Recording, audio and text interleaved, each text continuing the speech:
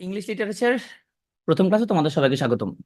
তোমরা জানো প্রিলিতে ইংলিশ থেকে যে 45 নম্বরের প্রশ্ন আসবে, সেখান থেকে সাহিত্য থেকে প্রশ্ন আসবে 15টা। তো আমার যেটা বিশ্বাস, তোমরা যদি মোটামুটি ক্লাসগুলো মনোযোগ দিয়ে যদি করো, তাহলে এখান থেকে 15তে তুমি অ্যাটলিস্ট 13 নম্বর কনফার্ম করতে পারবা। আর যারা মনে করো যে তুমি মানে আমি এখানে লাইভ নেওয়ার আগে শেষ করে ফেলতে চাও, সেক্ষেত্রে তুমি রিভিশন ক্লাসগুলো রেগুলার দেখতে পারো। আমি লিটারেচারের রিভিশন ক্লাসও নিয়েছিলাম, এবং ইংলিশ লিটারেচারে যদি পিটু স্টুডেন্টরা যদি 13 যদি না পাই, তাহলে এটা খুবই দুঃখজনক একটা ব্যাপার হবে। আজকে প্রথম ক্লাসে আমরা পড়াবো ফিগার অফ স্পিচ, বাংলায় আমরা যাকে বলি ভাষা অলংকার।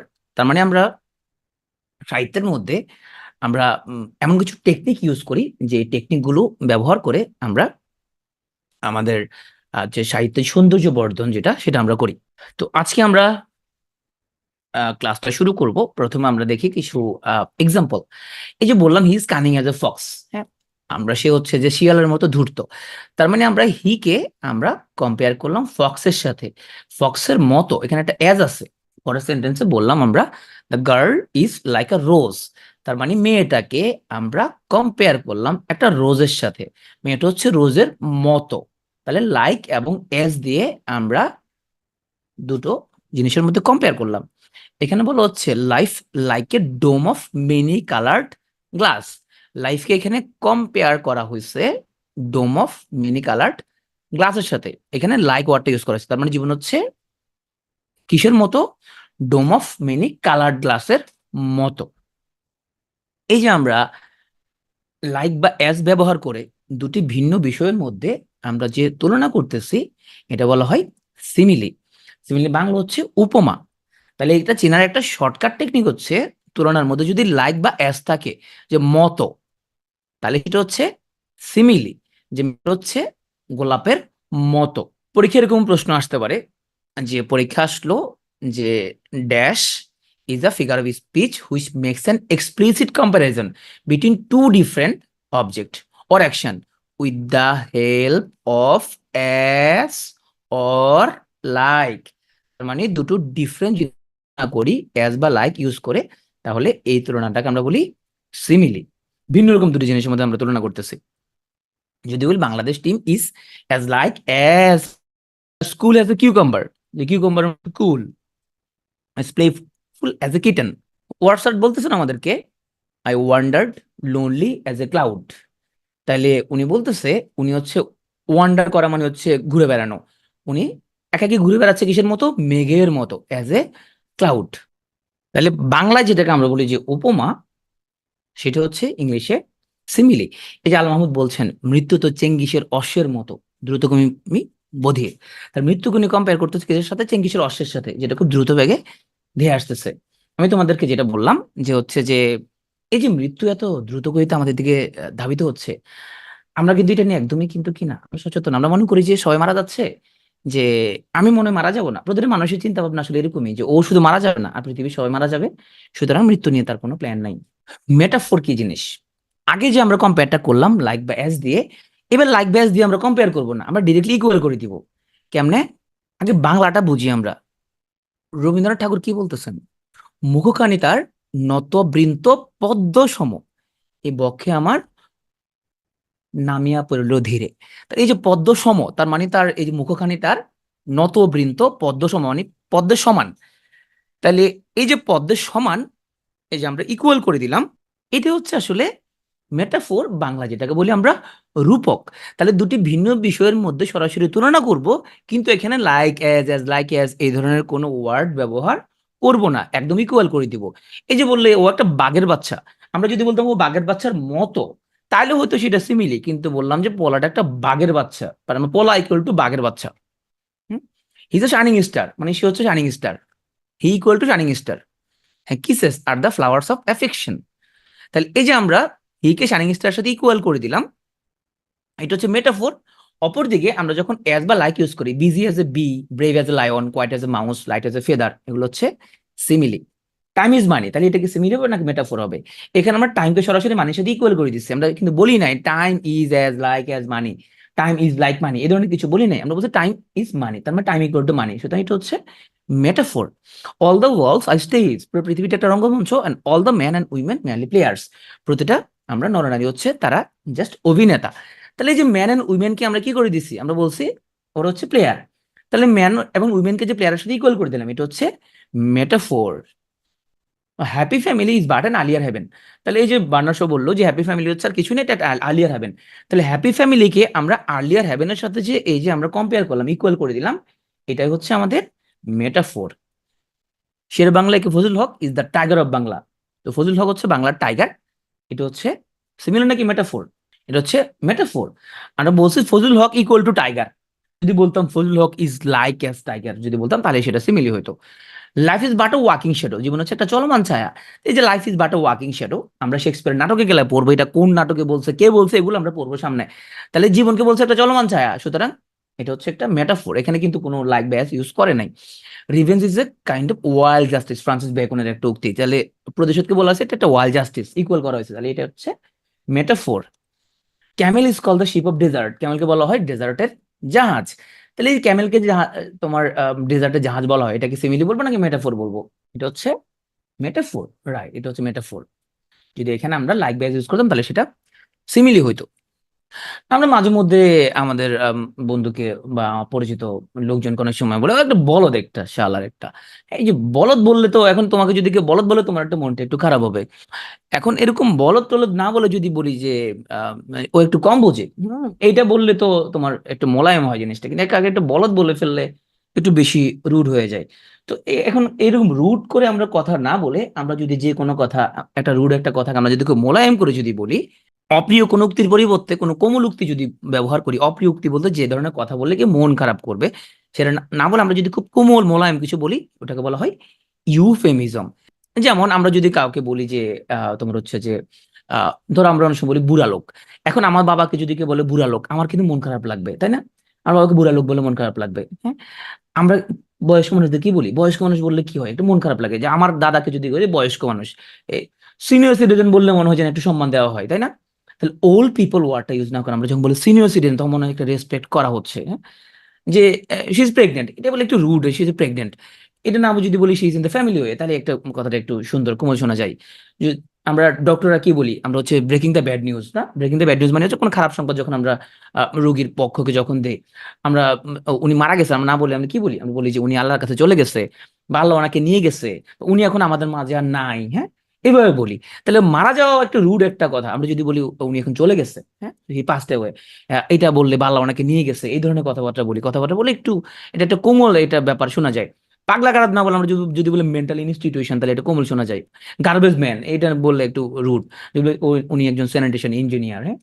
এইখানের মধ্যে ভদ্র মহিলা ওনার হাজবেন্ডকে যদি বলে যে ডার্লিং তোমার তো ছাদে মাল নাই, এটা বললে ও তো একটু মন খারাপ করে ফেলবো, ছাদে মাল নাই না যদি বলি you are becoming little thin on top, তাহলে লিটল থিন মানে কি, ও তো ছাদে তো এক ফোঁটা মালও নাই ওর।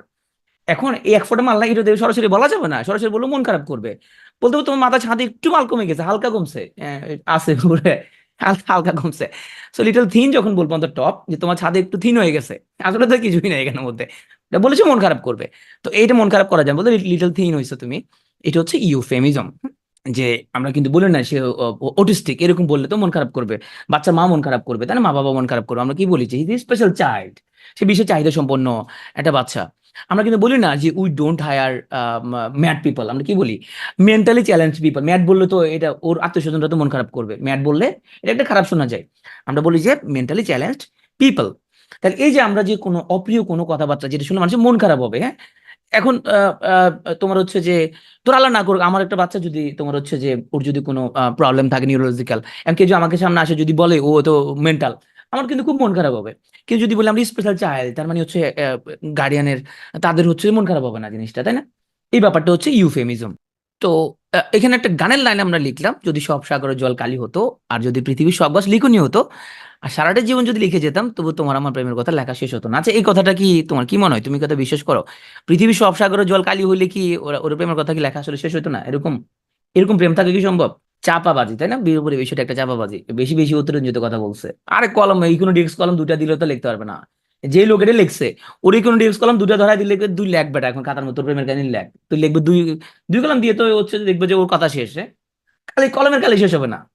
তো এই যে সবকিছু একটু অতিশয়োক্তি, অতিরঞ্জিত কথাবার্তা, কবি সাহিত্যিকটা একটু অতিরঞ্জিত কথাবার্তা বলে, এটা হলো হাইপার বল। তাহলে হাইপার বল মানে হচ্ছে অতিশয়োক্তি বা অতিরঞ্জিত কথাবার্তা একটু বেশি বেশি করে বলা। এই যে হোয়াটসঅ্যাপ বললো যে 10,000 সো এট এ গ্ল্যান্স, ও ভাই তুমি কি গুনছো নাকি 1 2 3 4 করে গুনছো? ও সে এক লগ নাকি ও 10,000 দেখে, ও তো গোনা নাই জিনিসটা, হ্যাঁ? তাহলে এই যে অতিরঞ্জিত কথাবার্তা 10,000 সো এট এ গ্ল্যান্স, এটা হচ্ছে হাইপার বলের এক্সাম্পল। আমাদের আমরা বলে তোরে আমি 101 বার বলছি। তো তো প্যারিস নাকি প্যারিসের আমার বলে যে কয় না তুমি তো আমাকে 3 বার বলছো এটা করতে। হ্যাঁ, প্যারিসও এখন ওর মাকে নাকি মুখে মুখে বলে, মানে আমাকে নালিশ দিল প্যারিসের আম্মা যে তোমার মেয়ে তো ও মুখ মুখ তরক করে। আমি বললাম কি যে বলতাম এখন, আমি তো ছোটবেলা নাকি এরকম ছিলাম, আমি নাকি মুখের উপর কথা বলতাম মানুষের। তো এই যে I have told you million times, আমাদের মায়েরা বলে তোরে আমি 100 বার বলছি তাও তুই কথা শুনিস না। তাহলে এই যে উনিও তো 100 বার বলেন, হয়তো 2 1 বার বলছে আর কি। এগুলো হচ্ছে hyperbole. He is 900 years old, ও 900 বছরের বয়স্ক। এই এই অতিরঞ্জিত কথাবার্তা, হ্যাঁ? আই এর হোল কাউ আমার এমন ক্ষুধা লাগছিল আমি পুরো গরু খাই ফেলছিলাম। তাহলে এই যে পুরো গরু খাই ফেলছে, এগুলো অতিরঞ্জিত কথাবার্তা। অতিরঞ্জিত কথাবার্তাকে বলা হয় হাইপারবোল, এক্সাক্ট বা exaggeration. She shed an ocean of tears, ও স্বামী বিদেশ চলে যাওয়ার পরে ও হচ্ছে তোমার এক সাগর তোমার হচ্ছে যে চোখের জল ফলাইছে, হ্যাঁ? ওর মনে দুঃখে। আসলে কি এক সাগর ফেলছে অত তোমার কত 5 ml 10 ml মতো হয়তো চোখের পানি ফেলছে আর কি, কিন্তু বলতেছে যে সে হচ্ছে যে একদম এক সাগর জল ও ফেলছে। চাপাবাজি পড়ে জিনিসটা। তো শেক্সপিয়ারের ম্যাকবেথ নাটকে লেডি ম্যাকবেথের কে উনি বলা হয়েছে ম্যাকবেথকে উদ্দেশ্য করে কি বলা হলো, অল দা ম্যাকবেথ তোমার হচ্ছে লেডি ম্যাকবেথ বলতেছে আর কি, যে অল দ্য সে নিজেকে নিজে বলতেছে যে আমি জীবনে অনেক আকাম কুকাম করছে। So all the perfumes of Arabia will not sweeten this little hand, আমার হাতটা আরবের সমস্ত পারফিউম যদি দানে দেওয়া হয় আমার এই হাতটা আসলে কি এটা সুইটেন করতে পারবে না, মানে এক জীবনে আমি এত বেশি আমি হচ্ছে যে অন্যায় করছি। তাহলে এই যে ম্যাকবেথ, লেডি ম্যাকবেথ যে নিজেকে নিজে বলতেছে যে আরবের এক শিশির মধ্যে এক শিশি দিলে তো তোমার মেয়ে হাত থেকে আতর গন্ধ 1 মাস ধরে আসতে থাকবে। এগুলো অতিরঞ্জিত কথাবার্তা, এগুলো হচ্ছে হাইপার বল বা এক্সাজারেশন। আসলে এপিগ্রাম বা সংক্ষিপ্ত বচন কি জিনিস, এগুলো হচ্ছে খুব জ্ঞানী জ্ঞানী কথা, উক্তি, হ্যাঁ, জ্ঞানী জ্ঞানী উক্তি। এটা খুব ব্রিফ, ছোট হবে খুবই, ধারালো হবে, উইটি হবে, হ্যাঁ, উইচ এক্সপ্রেস স্ট্রাইকিং থট। এগুলো যারা উচ্চ পর্যায়ের যারা খুব জ্ঞানী গুণী ব্যক্তি তারা বলবে। সংক্ষিপ্ত, তীক্ষ্ণ, বুদ্ধিদীপ্ত ব্যাখ্যা, যে আকর্ষণীয় কোনো ধারণা প্রকাশ পায়। আর মোটামুটি তুমি এপিগ্রামের এক্সাম্পল যেগুলো দেখবে ম্যাক্সিমাম হলো ফ্রান্সিস বেকন, ওই ভদ্রলোক সবসময় বিভিন্ন জ্ঞানী গুণী উক্তি হচ্ছে যে দিত। আমরা ছোটবেলা হাতের লেখা হিসেবে এগুলো ইউজ করতাম, হাতের লেখা ওই তোমার 1 লাইন বা বারবার লেখা যায় ওইটা। তো উনি বলছে reading make the full man, তুমি পড়লে পরে তুমি ফুল ম্যান হইতে পারবা। যদি তুমি প্রেজেন্ট করো, কনফিডেন্স করো, তাহলে রেডি ম্যান হইতে পারবা। যদি লেখো তুমি, তুমি এক্সাক্ট ম্যান হইতে পারবা। তার মানে লেখালেখির উপরে সে বেশ গুরুত্ব আরোপ করছে। তাহলে ফ্রান্সিস বেকনের এটা হলো অফ স্টাডিজ গ্রন্থ থেকে নেওয়া হয়েছে। এই বিজ্ঞান মানে সংগীত বচন, এই ছোট ছোট যে তোমার যে খুব বুদ্ধিদীপ্ত কোন একটা উক্তি। ওয়াটসঅ্যাপ বলছে child is the father of a nation, ঘুমিয়ে আছে শিশুর পিতা সব শিশুর অন্তরে। আমরা ছোটবেলায় ভাব সম্প্রসারণ পড়ছিলাম এটা। এই যে ঘুমিয়ে আছে শিশুর ভেতরে সব শিশুর অন্তরে, ছোট একটা লাইন, এই লাইনের ভিতরে অনেক গুরুত্বপূর্ণ কথা এখানের মধ্যে আছে। এগুলো হচ্ছে এপিগ্রাম বা সংক্ষিপ্ত বচন। আচ্ছা, তোমরা আমাকে একটা বলো যে হচ্ছে যে তোমার ধরো আমাদের হচ্ছে যে আমাদের আমাদের ফাহাদ, ফাহাদ মাকে খুব ভালোবাসে, ফাহাদ মাকে খুব ভালোবাসে, রাজ্যর মাকে, রাজ্যকে চিনো তো না? ফাহাদ মাকে খুব ভালোবাসে, রাজ্যর মাকে। তো এই যে আমি যে তোমাদেরকে এই যে বললাম, এই যে খুব সংক্ষিপ্ত করে, খুব ছোট করে, এই যে তোমার হচ্ছে যে ডাবল মিনিং যে একটা জোকস বললাম, হ্যাঁ, খুবই ডাবল মিনিং জোকস, এগুলো হলো পান, হ্যাঁ, শ্লেষ, হ্যাঁ। তার মানে এই যে প্রথমে বললাম যে ফাহাদ মাকে খুব ভালোবাসে, সবার মনের মধ্যে আরে ফাহাদ মাকে খুব ভালো ছেলে, মাকে ভালোবাসে, খুব ভালো একটা ছেলে নিশ্চয়ই মাকে ভালোবাসে। কিন্তু রাজ্যের মাকে যখন বললাম তখন এখানে একটা জোকস ক্রিয়েট হয়েছে। কেন আমি যখন বললাম সব স্ক্যাম, সব ভোট চুরি, সব 2 নম্বরই, সব দুর্নীতি, ব্যাংক ডাকাতি সবাই জানে, কিন্তু এরপরও সে ক্ষমতায় আছে, তাকে কি বলে? তুমি হয়তো একটা জিনিস চিন্তা করছো, আমি বললাম যে একে বলে যোগ্য সরকার। এই যে একটা ডাবল মিনিং কথাবার্তা, ডিফারেন্ট মিনিং এর কথাবার্তা, তাহলে যেই জোকের মধ্যে আসলে যে এখানে তোমার ডিফারেন্ট পসিবল মিনিং থাকে, আমি হচ্ছে যে তুমি একটা চিন্তা করছো হয়তো এইরকম হবে, কিন্তু আসলে আরেকটা হয়েছে জিনিসটা। এগুলো বলা হয় পান বা শ্লেষ। চুটকি, চুটকি বাংলায় বলে চুটকি কৌতুক, হ্যাঁ, পানের বাংলা শ্লেষ বা চুটকি কৌতুক, 2 লাইনের বা 1 লাইনের যেরকম, হ্যাঁ। If a women loses her husband, কোন মহিলা যখন তার হাজবেন্ড যখন মারা যায়, সে ক্রাইস ফর এ সেকেন্ড। এখন ক্রাইস ফর এ সেকেন্ড মানে কি? মানে 1 সেকেন্ড কান্না করে, মানে কিছু কিছু সময় কান্না করে, নাকি পরের আরেক জামার জন্য কান্না করে, কোনটা? If you women loses her husband she cries for a second. না, স্যাটায়ার এটা না। স্যাটায়ার হচ্ছে খুব সমাজের খুব ব্যঙ্গ বিদ্রুপ যেটা, সেটা আমরা আসবো, স্যাটায়ার আমরা আসবো, হ্যাঁ? তো এই যে ওয়ান লাইনার বা টু লাইনার যেগুলো দ্বারা খুব ডিফারেন্ট মিনিং বোঝানো হয়, যে একেকজন হয়তো একেকটা মনে করবে জিনিসটার মধ্যে, এগুলো বলা হয় পান বা শ্লেষ। তো এখন জোকস আর পানের মধ্যে একটু পার্থক্য আছে। পানটা হচ্ছে যে এটা খুব এখানের মধ্যে খুব তোমার খুব সাটল হিউমার থাকে, যেটার জন্য খুব বুদ্ধিমান হইতে হবে, হ্যাঁ? এখন যারা বলে ভাইয়া কোন লাইনে হাসতে হবে বলে দিয়েন, ওদের জন্য কিন্তু পান না।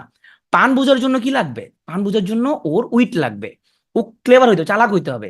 এখন যারা চালাক না ওরা পান কখনো বুঝবে না, ও এটা পান বলছে না কি বলছে ও বুঝবে না। ভাইয়া এখানে কোন লাইনে হাসতে হবে এটা বলে দিয়েন, হ্যাঁ আপনি একটু বলেন ভাইয়া আসলে কি হাসবো? তো অনেকে কনফিউজ হয়ে যায়, সবাই হাসতেছে তো আমি একটু হাসি, হে হে হে, মানে হাসতে যেন কেমন দেখা যায়। তো এই যে পান কিন্তু মানুষের মনের মধ্যে একটা গ্রোন স্মাইল, একটা কন্টেম্পলেশন ক্রিয়েট করে, হ্যাঁ?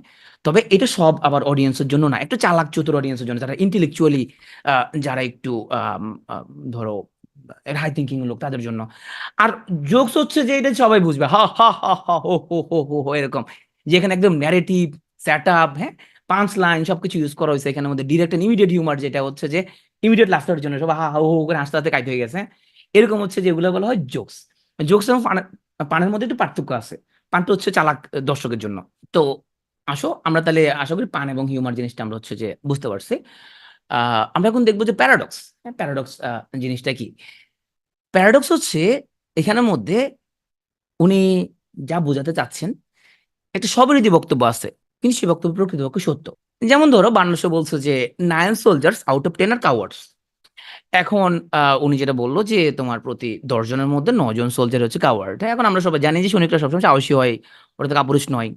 কিন্তু জীবন বাঁচাতে সৈন্যরা মাঝে মধ্যে কিন্তু কাপুরুষের মতো কাজ করে। আমরা বার্নাসোর একটা নাটক দেখবো, যে একজন সৈনিক, সে তার হচ্ছে যে তার জীবন বাঁচানোর জন্য কিভাবে সে এখানে কাপুরুষতার এখানে পরিচয় দেয়, আমরা বার্নাসোর নাটকের মধ্যে সেটা দেখবো। এই যে 9 soldiers out of 10 are cowards, একটা প্যারাডক্স। আই এম নোবডি, আমি আমি কেউ না। এক্সাম্পলের মধ্যে আমি একটা নাটকের এক্সাম্পল ইউজ করি। আমি খুব ছোট তখন, তখন মানে আমাদের কোথাও কেউ নেই, নাটকটা তখন খুবই বিখ্যাত। আমি তখন স্কুলে মনে ভর্তি হয় নাই সম্ভবত, বা ওয়ানে পড়ি এরকম, হ্যাঁ? তো তখন রাস্তায় মিছিল হয়েছিল ওই দিন, যে তোমার বাকের ভাইয়ের ফাঁসি কেন, হুমায়ুন আহমেদ জবাব চায়। আমার এখন খুব মনে আছে যে আব্বা খুব তাড়াতাড়ি বাসায় চলে আসছিল। তখন আমাদের পাশের পাশে একটা তোমার হচ্ছে যে সাদা কালো টিভি, নিপ্পন টিভি ছিল, আমরা সেই নিপ্পন টিভির সামনে বসে গেছি, যে সব বলতেছে যে আজকে বাঘের বার কিছু একটা হবে, সবাই খুবই মন খারাপ করে বসে আছে। তো বাঘের বার ফাঁসি হয়ে যায়। ফাঁসি হয়ে গেলে তখন সবাই খুবই মন খারাপ করে, বাঘের বার ফাঁসি হয়ে গেছে। তো বাঘের বার ডেড বডি রিসিভ করার জন্য তোমার হচ্ছে যে সুবর্ণ মোস্তফা, যে মুনা ক্যারেক্টার থাকে, উনি আসে। তো পুলিশ জিজ্ঞেস করে যে আপনি ওনার কি হন? তো তখন মুনা বলে যে কেউ না, আমি কেউ না। তো এই যে ও যে বলে যে কেউ না, আমি কেউ না, এটা তো সত্য। ও আসলে কেউ না, বাঘের বার কোনো ওর সাথে বিয়ে হয় নাই, ওর সাথে আসলে ওইভাবে প্রেমও হয় না। জিনিসটা হয়তো ভালো লাগা লাগে ছিল, কিন্তু ওইভাবে যে যেরকম প্রেম বুঝে ওরকমও না তার। বা তাদের ওরকম ভাবে কিছু বিয়ে তো হয় নাই ওদের। তাহলে এই যে মুনা যে বললো আমি কেউ না, আসলে এটা তো সত্য। কিন্তু আবার এটা দ্বারা সে বুঝাইলো যে আসলে এই বাঘের বাইকের ডেড বডি রিসিভ তোর ফ্যামিলি করবে না, কারণ ওর ফ্যামিলি ওকে মেনে নিচ্ছে না। আসলে আমি সব, মানে আমি ছাড়া তোর ডেড বডি রিসিভ করার মতো পৃথিবীতে আর একটা লোকও নাই। তাহলে কথাটা সত্য, কিন্তু আপাতত স্ববিরোধী। হুম? এগুলো বলা হয় paradox. there is no one as a, there is no one so poor as a wealthy miser। তার মানে কৃপণ পয়সাওয়ালার থেকে আর ধনী লোক নাই। আমরা প্রায় বলি যে সে এত গরিব, এত গরিব, এত গরিব যে টাকা ছাড়া ওর কাছে আর কিছু নাই। তাহলে এই যে টাকা ছাড়া ওর আর কিছু নাই, আমরা যে বললাম there is no one as poor as a wealthy miser, হ্যাঁ, কথাটা ট্রু, কিন্তু কিন্তু এটা আপাতত এখানের মধ্যে বিপরীতধর্মী একটা জিনিস বোঝাচ্ছে। এগুলো বলা হয় প্যারাডক্স, হ্যাঁ? We learn from history. আমরা হিস্ট্রি থেকে কি শিখি? That we don't learn from history. আমরা হিস্ট্রি থেকে শিখি যে আমরা হিস্ট্রি থেকে আসলে কিছুই শিখি না। তুমি বিভিন্ন দেশের সরকার দিক দিয়ে তাকাও, দেখবা যে ওই সকল দেশের সরকার, তারা হচ্ছে যে বাংলাদেশের না, অন্যান্য দেশের, আফ্রিকার বিভিন্ন দেশ আছে। তো ওখানে সরকারগুলো দেখবা তারা অতীতের কোনো কিছু থেকে তারা কিছুই শিখে না। তারা তারা মনে করে তারা আজীবন ক্ষমতা থাকবে, তারা যা কিছু করে আজীবন থাকবে, তাদের কোনো বিচার হবে না, কিছুই হবে না, কখনোই কিছু হবে না। হ্যাঁ, তাহলে এটা আমরা শিখি হিস্ট্রি থেকে, যে আমরা আসলে কিছুই শিখি না। আফ্রিকার দেশগুলির জন্য বিশেষ করে, যেগুলোর মধ্যে ডেমোক্রেসি, ওরা হচ্ছে যে এখনো খুব প্রিলিমিনারি লেভেলে আছে আর কি। আসলে অক্সিমোরনের মধ্যে কিন্তু কন্ট্রাডিক্টরি জিনিসপত্র, তো অক্সিমোরন খুব ইজি চেনাটা, যেখানের মধ্যে আমরা একটা সিঙ্গেল এক্সপ্রেশনের মধ্যে কন্ট্রাডিক্টরি আমরা ওয়ার্ড আমরা ইউজ করি, টু কন্ট্রাডিক্টরি ওয়ার্ড। তবে এটা চেনাটা খুবই, এটা এক ধরনের প্যারাডক্স, এটা চেনা খুবই সহজ। এখানের মধ্যে দুটো বিপরীত ওয়ার্ড পাশাপাশি থাকবে, সহজ। এখানে দুটো বিপরীত ওয়ার্ড পাশাপাশি থাকবে। হি ইজ এ ওয়াইজ ফুল, সে হচ্ছে একটা বুদ্ধিমান, বোকা।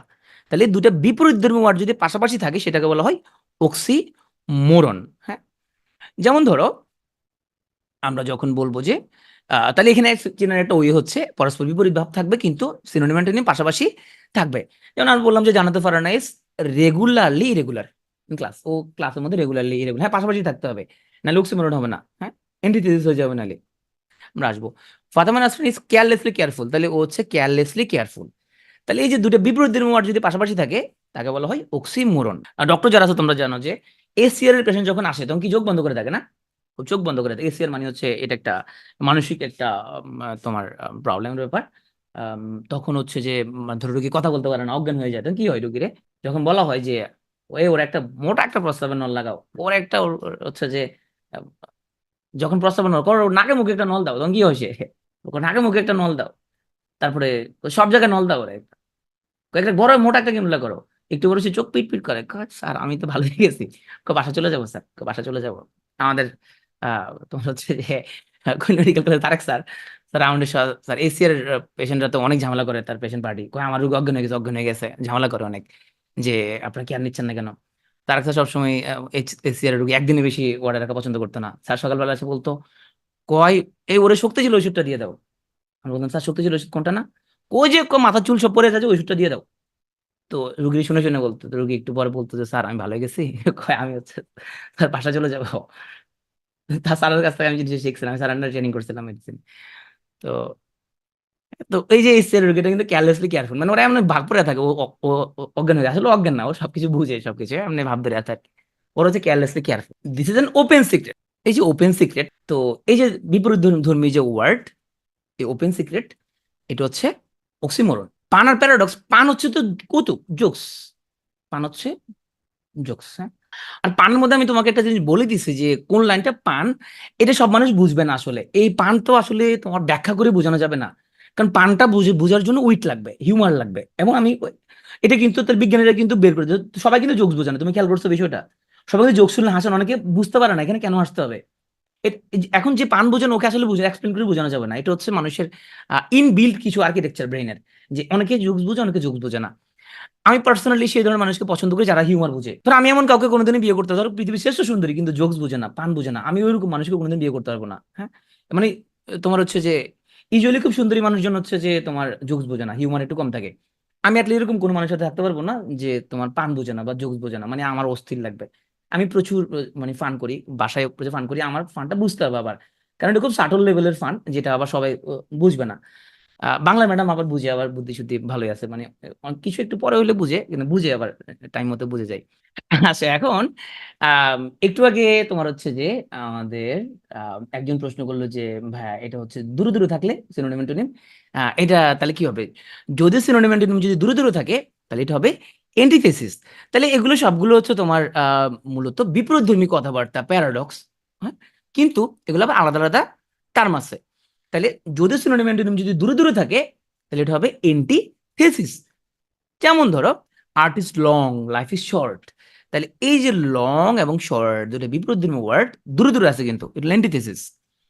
God made the country, man made the town, তাহলে গড হচ্ছে বানাইছে কান্ট্রি গ্রাম, এবং মানুষ বানাইছে শহর। এই যে গ্রাম এবং শহর দুটো বিপরীতধর্মী ওয়ার্ড দূরে দূরে আছে। ইউনাইটেড উই স্ট্যান্ড, তাহলে united we stand, divided we fall, তাহলে ইউনাইটেড এবং ডিভাইডেড দুটো বিপরীতধর্মী ওয়ার্ড দূরে দূরে আছে, এগুলো হচ্ছে antithesis. Man proposes, god disposes, তাহলে প্রপোজেস এবং ডিসপোজেস এই দুটা দূরে দূরে আছে, এগুলো হচ্ছে অ্যান্টিথেসিস। তাছাড়া ছেলেরা বোকা, বোকা বোকা মেয়েদের পছন্দ করে, বাট আচ্ছা ছেলেরা নাকি বোকা বোকা মেয়েদের পছন্দ হইতে পারে, হ্যাঁ বোকা বোকা। হ্যাঁ বোকা বোকা যদি ধরো মেয়ে হইলে তাহলে ধরো সে বোকা একটা বউ রাখলো, আবার ধর প্রেম করলো দু তিনটা, তো প্রেম করার পর ধরা খেয়ে গেলো, সে ধরো বউ চেক করলো, চেক করার পর সে ধরা খেয়ে গেছে, একদিন ধরা খেয়ে গেলো হঠাৎ করে, বোকা হইলো, ধরা খেয়ে গেলো, ধরা খাওয়ার পরে সে বউকে ডায়লগ দিল, টু আর ইজ হিউম্যান, ভুল করা হচ্ছে মানবীয়, টু ফরগিভ ইজ ডিভাইন, ক্ষমা হচ্ছে স্বর্গীয়। তো এখন ওর যেহেতু ওর বউ যেহেতু বোকা, ও চিন্তা করলো যেহেতু ক্ষমা স্বর্গীয়, তাহলে আমি স্বর্গীয় হওয়ার জন্য ক্ষমা ক্ষমা করে দিলাম, যাও তোমার ক্ষমা করে দিলাম, যাও, এরকম ভুল আর করিও না। পরে ও ছেলেটা চিন্তা করতেছে শালা এরকম ভুল তো করবো, তবে আর একটু সতর্ক হবো আর কি, ভবিষ্যতে আর করবো কিন্তু আর সতর্ক হইতে করবো, এইভাবে আমি তো এরকম আর ভাবে করা যাবে না। এই যে টু আর ইজ হিউম্যান, হ্যাঁ, এই যে ভুল করা হচ্ছে মানবীয়, ক্ষমা হচ্ছে স্বর্গীয়, তাহলে টু আর এবং টু ফরগিভ দুইটা বিপরীতধর্মী ওয়ার্ড। আর হচ্ছে ভুল করা, ইরর হচ্ছে নাউন, আর হচ্ছে ভার্ব। তাহলে এরর এরর তো না, ভুল, এটা নাউন আর হচ্ছে ভার্ব। তাহলে এই যে টু আর এবং টু ফরগিভ দুটো বিপরীত ওয়ার্ড, দূরে দূরে আছে, এগুলো হচ্ছে এন্টিথিসিস। তাহলে এগুলো সবগুলো কাইন্ড অফ প্যারাডক্স, কিন্তু এগুলো আবার আলাদা আলাদা টার্ম আছে। কি টার্ম? সিনোনিম অ্যান্টোনিম যদি দূরে দূরে থাকে সেটা এন্টিথিসিস, সিনোনিম অ্যান্টোনিম যদি কাছাকাছি থাকে সেগুলো হচ্ছে অক্সিমোরন। আইরনি, আইরনি জিনিসটা হলো একটু খোঁচা মেরে কথা বলা, এটা খোঁচা খোঁচা কথা বলা, এটা হলো আইরনি। হ্যাঁ, যেটা বলা হয় অর্থ তার বিপরীত। আচ্ছা, আমাকে একটা জিনিস বলো তো, যে প্যারাডক্স যা বলা হয় এখানে কিন্তু মিনিং কিন্তু ঠিক আছে, কিন্তু সে ওই মিনিং ঠিক রেখে বিপরীত জিনিস বোঝানো হচ্ছে। বিষয়টা খেয়াল করো। এই যে বললাম যে এই যে সুবর্ণা মোস্তফা ও বললো যে আই এম নোবডি, এটা বাস্তব না, আই এম নোবডি, ও তো আসলে আগের কিছু ছিল না। কথাটা তো সত্য, সত্য কিনা? আই এম নোবডি কথাটা সত্য কিনা? ও তো কিছু হয় না আসলে। হ্যাঁ, কথাটা সত্য, কিন্তু ও আসলে বুঝাতে চাইছে, ও বুঝাতে চাইছে যে এই লোকের আসলে ডেড বডি রিসিভ করার মতো পৃথিবীতে কেউ নাই, আমি আসলে ওর সবকিছু। ওইটা আসলে বুঝাতে চায় না। হ্যাঁ, সত্যটা বলেই, সত্যটা বলেই সে অন্য একটা মিনিং সেখানের মধ্যে কি চাইতে চাচ্ছে। এগুলো হচ্ছে প্যারাডক্স। আসো, আমরা হচ্ছে যে যেখানে ছিলাম সেটা আইরনি, যেটা বলা হয় অর্থ হচ্ছে ঠিক তার বিপরীত। সাধারণত নিন্দাতে প্রশংসাসূচক শব্দ ব্যবহার করা হয়। হ্যাঁ, ধরো তুমি হচ্ছে যে আম, তুমি অনেক পড়াশোনা, তুমি বিসিএস প্রস্তুতি নিচ্ছ, আসলে তুমি পড়াশোনা করতেছো না। এখন হচ্ছে যে তোমার বাসায় পাশের বাসার আন্টি আসছে, পাশের বাসার আন্টি এসে তোমার আমাকে বলতেছে যে ভাবি, আপনার ছেলে বা মেয়ে কেমন পড়তেছে। ও তো অনেক পড়ে, অনেক পড়ে, সারাদিন পড়া টেবিলে বসে থাকে। আসলে উনি উনি এটা দ্বারা কি বোঝাচ্ছে? ও অনেক পড়ে, সারাদিন পড়া টেবিলে বসে থাকে। আসলে বোঝাচ্ছে তুমি পড়া টেবিল বসো না, তুমি একটুও তুমি পড়ো না। হ্যাঁ, ও সারাক্ষণ 24 ঘন্টা, একদম 24 ঘন্টা সে পড়া টেবিল বসে থাকে সে। তাহলে এই উনি আসলে মানে বোঝাচ্ছে তুমি পড়ো না, একদম পড়া টেবিলে বসো না তুমি। হ্যাঁ, আর উনি মানে যা বলতে তো উল্টাটা। হ্যাঁ, ঠিক উল্টা। তোমাকে একটু কি করলো তো, প্রশংসা করার মাধ্যমে নিন্দা করলো। তাহলে এই যে প্রশংসার মাধ্যমে কাউকে নিন্দা করা, আমরা কি বলি? তোমরা ভোট দেখছো নি তোমরা? হুম, ভোটের সময় কি কয়? চেয়ারম্যানের চরিত্র ফুলের মতো পবিত্র। এই যে প্রশংসার মাধ্যমে কারো কাউকে যে নিন্দা করা, হ্যাঁ, অনেক চালাক, সে অনেক চালাক সে। তার মানে ও ধরো ও বোকা, এটা বোঝানোর জন্য কয় অনেক চালাক। হুম? তোমাদের ম্যাম কিন্তু তো অনেক মুলামুলি করতে পারে, সে অনেক মুলামুলি করতে পারে। কি মুলামুলি করতে পারবে জানো? ধরো আমরা পদ্মা গেলাম, তো আগে থেকে বলবে আমি কিন্তু মুলামুলি করবো, মানে ওর নাকি মুলামুলি করতে ভালো লাগে, আমি খুব ভয়ে থাকি ও মুলামুলি করবো বললে। আমি মুলামুলি এটা করবো। তো ইলিশ মাছ কাছে যাবে, ও ভাই ইলিশ মাছ কত? ওই ভাই বলে যে মহিলাদের দেখলে একটু দোকানদার দাম বাড়ায় বলে একটু। তো কয় খালি 3600 টাকা। না ভাই অনেক বলছেন আপনি, না না না, কম, মহাকালী বাজারে তো অনেক কম। না, এত হলে তো হবে না, এত বেশি কেন চাইলে কেমন হবে?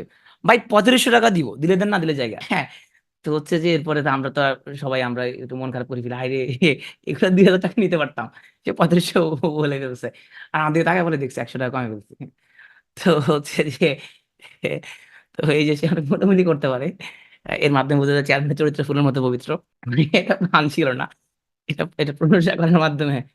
হ্যাঁ, মানে ও কোথাও মুলামুলি করবে বলে আমি টেনশনে করে যাই, সে কি যে সে দাম যে বলে সে, হ্যাঁ, মোটামুটি দোকানদারকে একদম খুশি করে দিয়েছে। তো এখন তোমার বন্ধু ধরো একটা টাই পরে আসছে, টাইটা পরে আসে বলতেছে দোস্ত আমার দেখতে কেমন লাগতেছে। এখন তুমি বললা যে oh you are perfect, it's a tie that's not worth you. তো বন্ধু বললাম শার্টটা কেমন লাগে? শার্টটা তো মানে কই বন্ধু, তুমি বন্ধু বললো যে এই শার্টটা পরে আমার কেমন লাগতেছে, ইউ আর পারফেক্ট।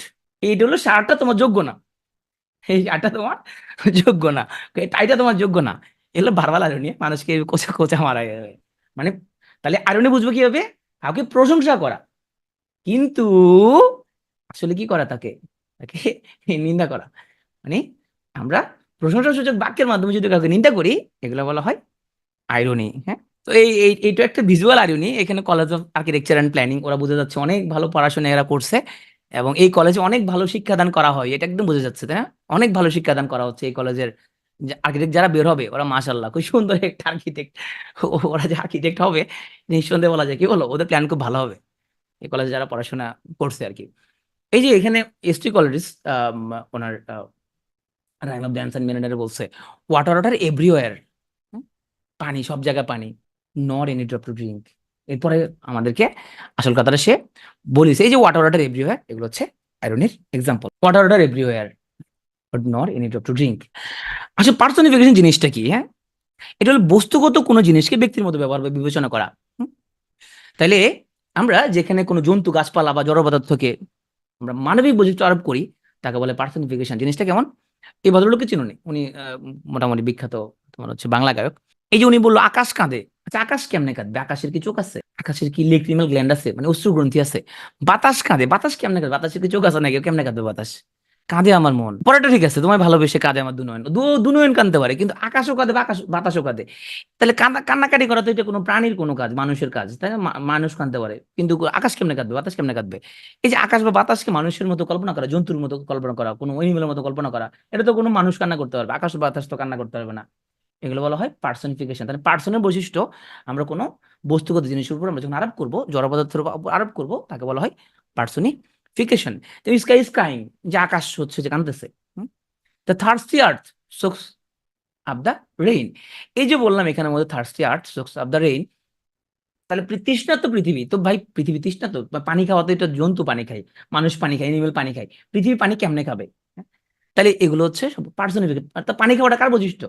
এটা মানুষের বৈশিষ্ট্য, রাইট? বা কোনো প্রাণীর বৈশিষ্ট্য। স্মাইলিং সিজন, সিজনে কি মুখ আছে, যেন হাসবে কেমনে? তাহলে আমরা কোনো প্রাণী আসতে পারে, মানুষ আসতে পারে, হ্যাঁ? অ্যাংরি সান, সূর্য কি মানুষ রাগ করবে কেমনে? হ্যাঁ? তাহলে এই যে আমরা যে তোমার কোনো মানবীয় বৈশিষ্ট্য, যেটা কোনো প্রাণীর পক্ষে পসিবল, মানুষের পক্ষে পসিবল, জন্তুর পক্ষে পসিবল, সেটাকে আমরা অবস্তুগত কোনো জিনিসের উপর, সরি, জড় পদার্থের উপরে বা বস্তুগত জিনিসের উপরে যে বৈশিষ্ট্য আরোপ করতেছে, তাকে বলা হয় পার্সনিফিকেশন। দেখো, beside the lake, beneath the trees, fluttering and dancing in the breeze, ড্যাফোডিলকে বোঝানো হয়েছে। তো ড্যাফোডিল যে নাচতেছে, নাচানাচি তো মানুষ না নাচতে পারে, ড্যাফোডিল নাচবে কিভাবে? হ্যাঁ, তাহলে এখানে এই নাচানাচির বৈশিষ্ট্য ড্যাফোডিলের উপরে যে আরোপ করা হলো, এটাকে বলা হয় পার্সনিফিকেশন। হ্যাঁ, আসো আমরা হচ্ছে যে একটা এক্সাম্পল দেখি। She was wide eyed and wondering while she waited for Walter to waken. প্রত্যেকটা ওয়ার্ডের শুরুতে একটা করে একটা কনসোনেন্ট আছে, যেটা মিলে, প্রত্যেকটা না, ম্যাক্সিমামেরই শুরুর যে কনসোনেন্টটা, সেটা প্রত্যেকের ক্ষেত্রে সেম, ডব্লিউ ডব্লিউ ডব্লিউ, সবার ক্ষেত্রে ডব্লিউ। তাইলে কোনো কনসোনেন্ট সাউন্ড যদি কোনো শব্দের শুরুতে যদি রিপিটেশন হয়, তাকে বলা হয় আলিটারেশন। আমরা দেখি আরো কিছু অ্যালিটারেশনের এক্সাম্পল। কিথ অ্যান্ড কিন, তাহলে এখানে কি আছে, কি আছে? Wilful waste makes woeful want, W আছে সবগুলো, সবগুলো শুরুতে। Round, the rugged rocks, the ragged rascal ran, সবার আগে কি আছে? আর আছে। Fair is foul and foul is fair, F আছে। এগুলো হচ্ছে alliteration. Prunella, a proud prissy princess plans to marry a pin headed prince, সবগুলোর আগে পি আছে। পাখি পাকা পেঁপে খায়, আমরা ছোটবেলায় বলতাম যে তুই বল দেখি দ্রুত বল, পাখি পাকা পেঁপে খায়। শেষ পর্যন্ত কি হয়? দ্রুত বলতে গেলে কি হয়? পাকা থেকে পাপা হয়ে যায় না? আচ্ছা, সবগুলো শুরুতে আছে প, এগুলো হচ্ছে অ্যালিটারেশন। কাক কালো কোকিল কালো, কালো কন্যার কেশ, তাহলে এখানে সবগুলো শুরুতে কি আছে? ক আছে। আল মাহমুদ সোনালী কাবিন থেকে, বাঙালি কৌমের কিলি কল্লোলিত কর কলাবতী, জানতো না যা বাদশায়ন আর যত আর্যের যুবতী, তাহলে এখানে সবগুলোর মধ্যে কি আছে? যে ক আছে, সবগুলোর মধ্যে না, ম্যাক্সিমামের ক্ষেত্রে আছে।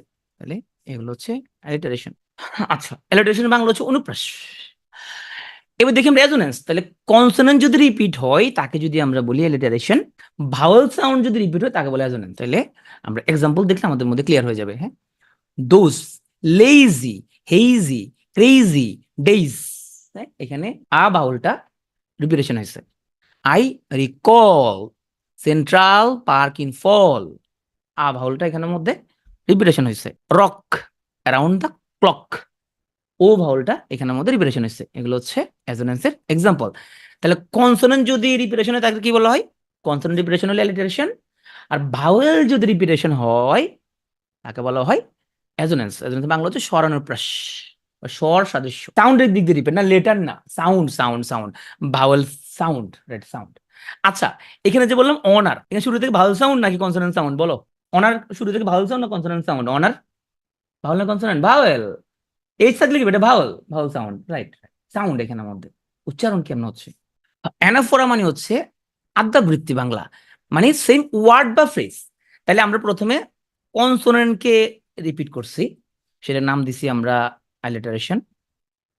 ভাওয়েল সাউন্ডকে আমরা রিপিট করছি, আমরা নাম দিছি অ্যাজোনেন্স। এখন ওয়ার্ড বা ফ্রেজকে রিপিট করব আমরা। তোমরা এখানে কেউ কোয়ান্টাম মেথড করা কেউ আছে কিনা? কোয়ান্টাম করছো কেউ আছো? দেখো কোয়ান্টাম ওরা অটো সাজেশন তোমার হচ্ছে দেয়, ওদের ওয়েবসাইট আছে, তুমি চাইলে ফ্রি ডাউনলোড করে অটো সাজেশন প্র্যাকটিস করতে পারো। ওদের ওয়েবসাইট অটো সাজেশন আছে, কোয়ান্টাম মেথডের ওয়েবসাইটে গিয়ে ওখানে ডাউনলোড করে তুমি শুনতে পারো।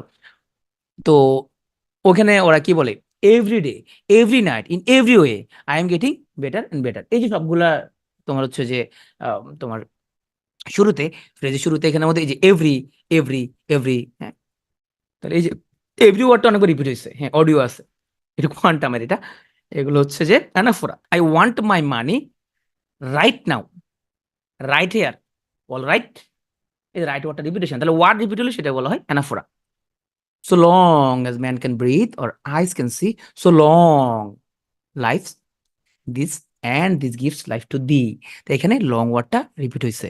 আসলে অনোম্যাটোপিয়া বাংলা বলা হয় অনুকার। অনুকার অর্থ শুনলে বোঝা যাচ্ছে অনুকার কেমন, ধ্বনির অনুকরণের শব্দ গঠন।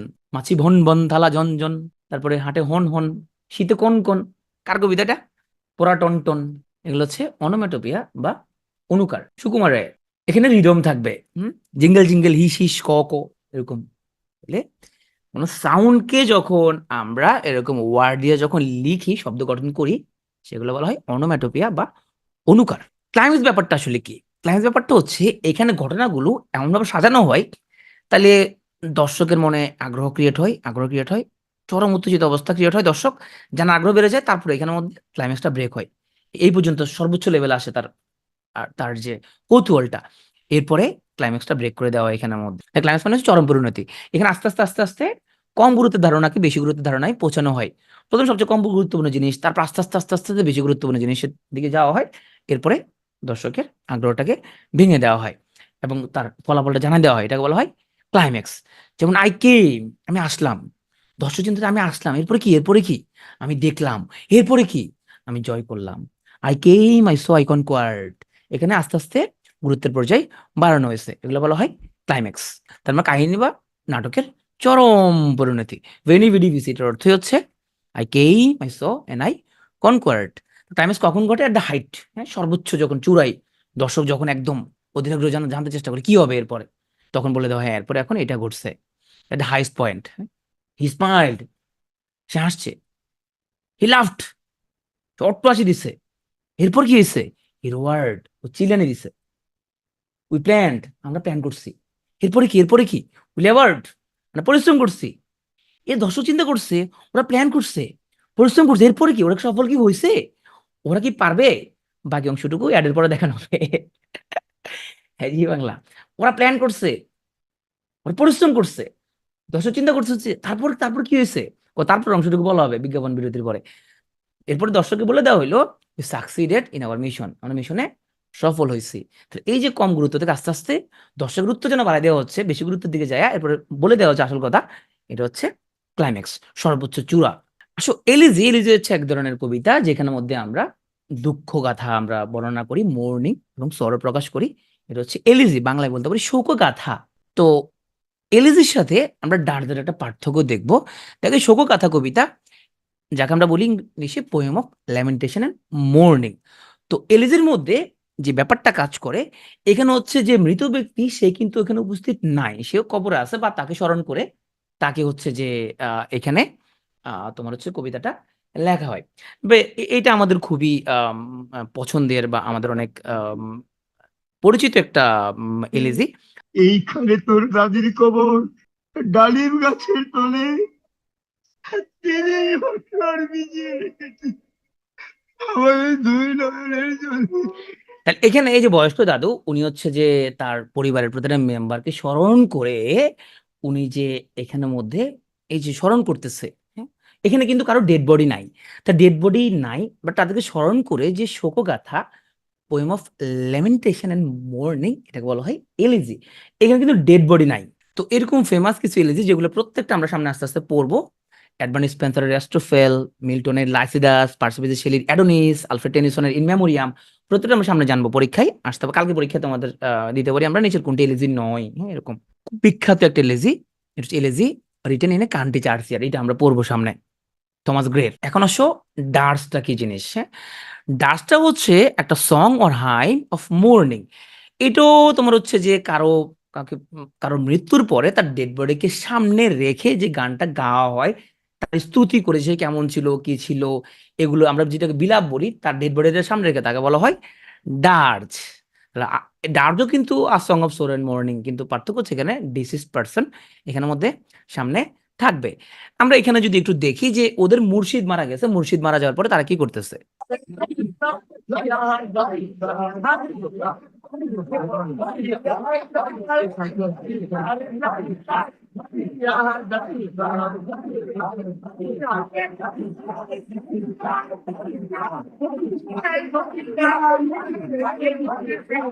তাহলে এখানে আমরা দেখতে পাচ্ছি যে ওদের মুর্শিদ মারা যাওয়ার পরে তারা হচ্ছে গান গাইতেছে, বলতেছে যে তোমার গায়ে ছেঁড়াতে না আমায় দিবানি, এবং তুমি যাওয়ার সময় আমাকে নিয়ে যাবা নাকি। তো তাদের যে পীর বা তাদের মুর্শিদ মারা যাওয়ার পরে তাদের মুর্শিদের ডেড বডিকে সামনে রেখে এই যে তারা বিলাপ করতেছে, তাদের মুর্শিদের মৃত্যুতে তারা কান্না করতেছে, এটা হচ্ছে ডার্চ। হ্যাঁ, একটা বিখ্যাত, আমরা যদি তোমরা আরো বুঝবা যে সুয়াচান পাখি, যেখানের মধ্যে উকিল মুন্সি হচ্ছে এই গানটার রচয়িতা। তো এখানে এটা দুটো ভিন্ন রকমের গল্প আছে। একটা কেউ বলছে যে এখানে উকিল মুন্সির তার যে পীর, পীর মারা যাওয়ার পরে তার পীরকে সে হচ্ছে যে সামনে রেখে এই গানটা গাইছে, সুয়াচান পাখি আমি ডাকিতে আছি তুমি ঘুমাইছো নাকি। আর একটা পপুলার মতামত হচ্ছে ওনার ওয়াইফ মারা যাওয়ার পরে তার ওয়াইফের মৃত্যুতে উনি হচ্ছে যে এই গানটা লিখছিলেন, এই গানটা গাচ্ছিলেন এটা।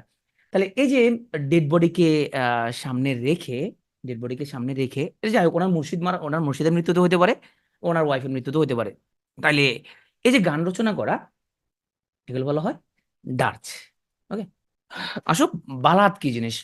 বালাদ হচ্ছে যেখানে আমরা কবিতার মাধ্যমে আমরা একটা স্টোরি বলি। আমরা এটা কাছাকাছি আসলে বাংলা বলতে পারি, পুঁথিকাব্য জাতীয় কিছু বলতে পারি, যেখানে একটা আমরা খুব লং ন্যারেটিভ একটা স্টোরি বর্ণনা করি। তো বালাদ হওয়ার জন্য অনেকগুলো বৈশিষ্ট্য থাকা লাগবে। হ্যাঁ?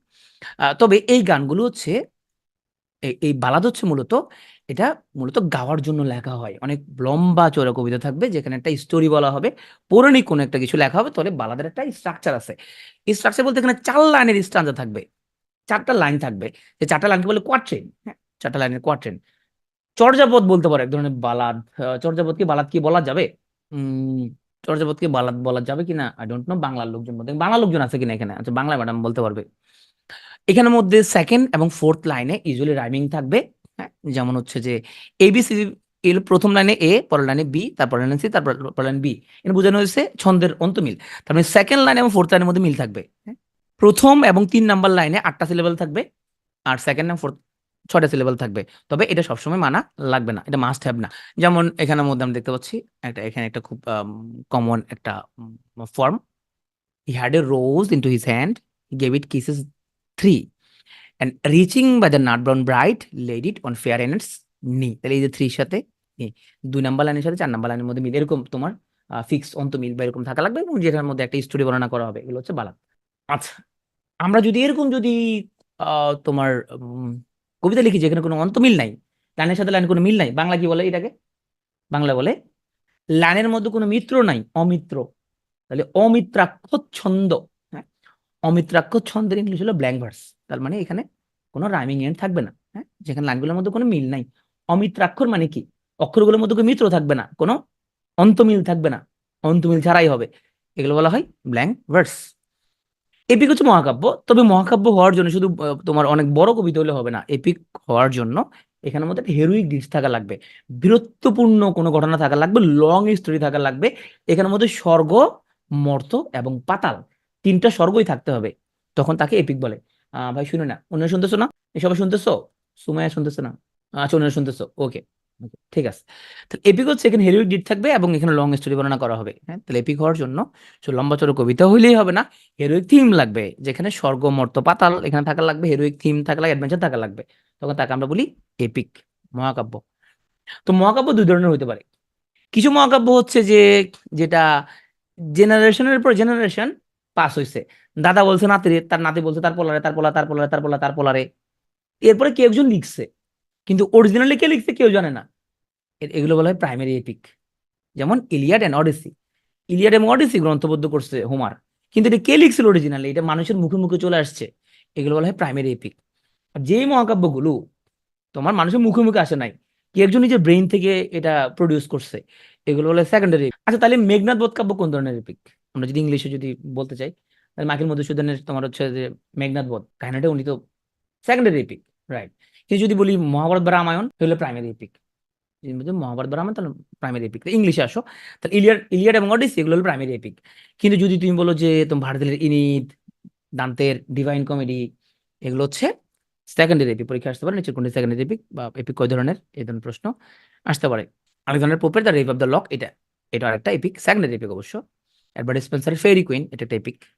হোমার ইলিয়াড এন্ড ওডিসি, এগুলো হচ্ছে, এটা হচ্ছে একটা প্রাইমারি এপিক। এটা অরিজিনালি, এটা কখন প্রচলন হয়েছে, কেমন হয়েছে, কি কেউ জানে না এগুলা। প্রজন্মের পর প্রজন্ম এগুলো চলে আসছে, একটা সময় হোমার এটাকে পুঁথিবদ্ধ করছে। প্যারাডাইস লস্ট এন্ড প্যারাডাইস রিগেইনড, এটা মিল্টনের, এগুলো সবগুলো সেকেন্ডারি এপিক। ভার্জিলের ইনিড, এগুলো সেকেন্ডারি এপিক। আসলে লিমেরিক, লিমেরিক মানে ছড়া, form of light verse, 5 line, 5 লাইনের ছড়া।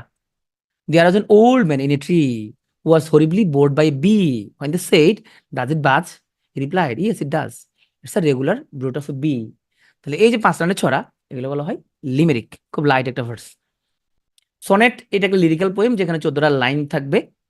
প্রথম 8টা লাইনকে বলা হয় অক্টেভ, আর পরের লাইনকে বলা হয় সেস্টেট।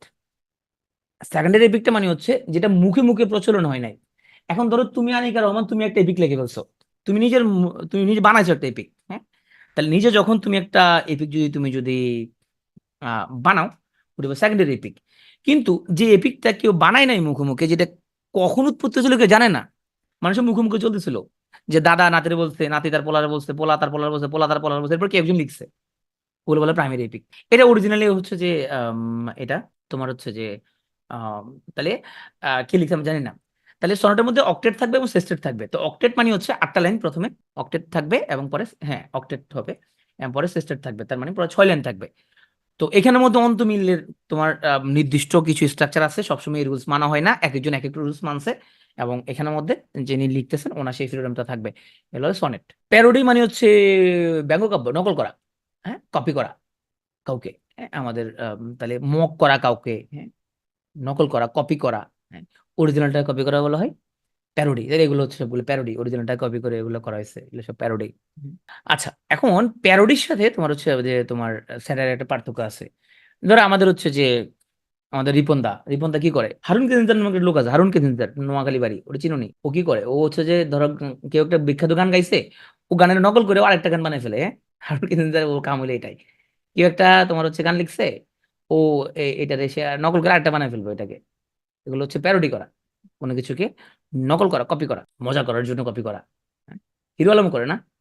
হিরো আলম না, ও তো অরিজিনাল গানই গায়, ও তো নকল করে না, ও তো অরিজিনালটাই গায়।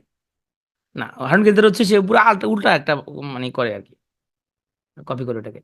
হিরো আলম তো অরিজিনাল যেটা সেটাই গাইতেছে, ওটা প্যারোডি না। ও তো অনেক ভালো সিঙ্গার। অন্তত মাহফুজ আহমেদ, ওর নাম কি না, ওর নাম, ও যে বড় সিঙ্গার এটিএন বাংলার, মাহফুজুর রহমান হচ্ছে তো ভালো, সে লিস্ট। দেখো, স্যাটায়ার জিনিসটা আসলে কি? স্যাটায়ার হচ্ছে বাংলা যেটা বলি প্রহসন, ব্যঙ্গাত্মক ধরনের রচনা। এটার মাধ্যমে সামাজিক বিভিন্ন অসঙ্গতি তুলে ধরি, স্যাটায়ার। যেমন ধরো গালিভাস ট্রাভেলস এর মধ্যে এখানে তৎকালীন, এখানের মধ্যে ইউরোপে যে সমাজ ব্যবস্থা এটাকে ব্যঙ্গ করে তুলে দেওয়া হয়েছে। এনিমেল ফার্ম যদি কেউ যদি না পড়ে থাকে, আমি বলবো তোমার লাইফে একটা বই যদি পড়তে চাও, প্রথম এই বইটা অবশ্যই পড়বা, এনিমেল ফার্ম, জর্জ অরওয়েলের। এই জর্জ অরওয়েলের এই এনিমেল ফার্মে, সেটা এনিমেল ফার্ম দিয়ে যে কত কিছু যে বুঝাইছে, আসলে তৎকালীন যে তোমার সোশ্যালিস্ট যে রেভলিউশন, সোশ্যালিস্ট যে সমাজ ব্যবস্থা, এটাকে সে বিদ্রূপ করে এনিমেল ফার্ম রচনাটা সে লিখছে। আরেকটা রচনা 1984, যেখানের মধ্যে সে এমন একটা সরকার ব্যবস্থা দেখাইছে যেখানে জনগণের কোনো প্রাইভেসি থাকে না, সরকার সবকিছু কন্ট্রোল করে। তো এইটা সে তখন কল্পনা করছে, কিন্তু আসলে বাস্তবে আসলে ওরকম জিনিসপত্রই হয়েছে। এনিমেল ফার্ম এগুলো হচ্ছে স্যাটায়ার, হ্যাঁ। তো প্যারাডাইম স্যাটায়ারের মধ্যে কিন্তু পার্থক্য আছে। স্যাটায়ার হচ্ছে সামাজিক যে অসঙ্গতিগুলো সেটা বিদ্রুপাত্মক রচনার মাধ্যমে তুলে ধরা, এটা বলে স্যাটায়ার। প্যারোডি মানে কপি করা। এলিগরি হচ্ছে কোনো গল্প বা কাহিনী যেখানে কোনো কিছু তোমার হচ্ছে যে কল্পনা করে কিছু বলা হয়, বা রূপক কাহিনী, এগুলো বলা হয় এলিগরি। তো এই রূপক যেখানে মধ্যে, যেমন ঈশপের গল্প, লুকাইতে একটা অর্থ থাকে, হ্যাঁ। ফেইরি কুইন স্পেন্সারের, এটা একটা এলিগরিক্যাল পোয়েম, আমাদের খুবই তোমার হচ্ছে যে পছন্দের, এবং আমাদের খুব প্রিয় ঈশপের যে গল্পগুলো, সেখানের মধ্যে সে জন্তু জানোয়ারকে দিয়ে সে বিভিন্ন রকম শিয়ালের গল্প বলে রূপকধর্মী বিভিন্ন রচনার মাধ্যমে আমাদেরকে নীতি শিক্ষা দান করতেছে, এগুলো বলা হয় এই যে এখানের মধ্যে তোমার ক্যারেক্টারগুলো নিয়ে আসতেছে, এগুলো বলা হয় এলিগরি। এডমান্ড স্পেন্সারের দ্য ফেয়ারি কুইন এবং শেক্সপিয়ারের দ্য টেম্পেস্ট, এগুলো এলিগরিক্যাল রচনা। হাইম মানে হচ্ছে স্তব গান বা ধর্মীয় গান, আমরা যেখানের মধ্যে মহান স্রষ্টার প্রশংসা করে যে গান পরিবেশন করা হয়, যেমন মুসলিমদের মধ্যে যেরকম হামদ, হ্যাঁ, হামদ মানে হচ্ছে যেখানে সৃষ্টিকর্তার গুণগান গেয়ে যে রচনা, হাইম। হিন্দুদের মধ্যে হচ্ছে যে হিন্দুদের মধ্যে কি সৃষ্টিকর্তা কীর্তন, সৃষ্টিকর্তার গুণগান গেয়ে। তাহলে সৃষ্টিকর্তার গুণগান গেয়ে তোমার হচ্ছে যে আহ স্তুতি করে তোমার হচ্ছে যে যে ধরনের গান, সেগুলো বলা হয় হাইম। সৃষ্টিকর্তাকে মুসলমানদের হামদ, হ্যাঁ। ওড হচ্ছে গীতিকাব্য। তার মানে তোমার যে কবিতাটা মূলত গাওয়ার জন্য লেখা হয়। আচ্ছা, গি- তোমার এমন কোন বাংলা গীতিকাব্য বলতে পারো যেটা তুমি নোবেল প্রাইজ পাইছে, যে মূলত গাওয়ার জন্য লেখা ছিল? গীতাঞ্জলি না, গীতাঞ্জলি কিন্তু গাওয়ার জন্য লেখা হয়েছে। তো গীতাঞ্জলি হচ্ছে আসলে গান সংকলন না, গান সংকলন, রাইট। তাহলে ওড মানে হচ্ছে যেটা মূলত গাওয়ার জন্য লেখা হয়, যেটা আসলে গান হিসেবে লেখা হচ্ছে। গান কাইন্ড অফ কবিতা, গান কিন্তু কাইন্ড অফ কবিতা। তাহলে ওড মানে হচ্ছে গীতিকাব্য। এটা একটা lyric poem that begins with grief or agony and ends with consolation. তাহলে এই ওড হওয়ার জন্য আবার তোমার হচ্ছে গান আকার লিখলে আবার হবে না। তবে এটার মধ্যে সার্টেন বৈশিষ্ট্য থাকা লাগবে, যেটা কোনো একটা গ্রিফ বা অ্যাগোনি দিয়ে শুরু হবে এবং পরে সান্ত্বনা দিয়ে শেষ হবে। এগুলো বলা হয় ওড। কিছু ফেমাস কিছু ode: the bird, ode on the morning of Christ, মিল্টনের ওড টু নাইটিঙ্গেল, কিটসের। আমরা সামনে এগুলা উদাহরণগুলো আমরা পড়বো। সলিলোকুই মানে হচ্ছে নাটকের মঞ্চে তোমার হচ্ছে যে অ্যাগনি মানে হচ্ছে খুব সংক্ষুব্ধ অবস্থা, খুব দুঃখবোধ, রাগ, ক্ষোভ, হ্যাঁ। অ্যাগনি দিয়ে শুরু হবে, এরপরে তোমার হচ্ছে যে উপাসানি বলে যাও কেন কথা দিলে না, না কিনা, আসিফের একটা গান আছে না, মেয়েটা যে কথা রাখে নাই। আসলে সলিলোকুই জিনিসটা কি? সলিলোকুই হচ্ছে যে যেখানে নাটকের মঞ্চে কোনো চরিত্র একলা একলা সে কথাবার্তা বলে, একলা কথাবার্তা বলতেছে। এখন একলা কথা বললে দুটো জিনিস হইতে পারে: দর্শক আছে, দর্শক নাই। একলা কথা বললেই তো হইতে পারে সে একলা বলতেছে, ঠিক আছে, সে একলা একলা কথা বলতেছে। এখন নির্ভর করবে দেখতে হবে দর্শক আছে নাকি নাই। একলা কথা বলতেছে, দর্শক নাই, এ সলিলোকুই। দর্শক নাই, এটা হলো সলিলোকুই।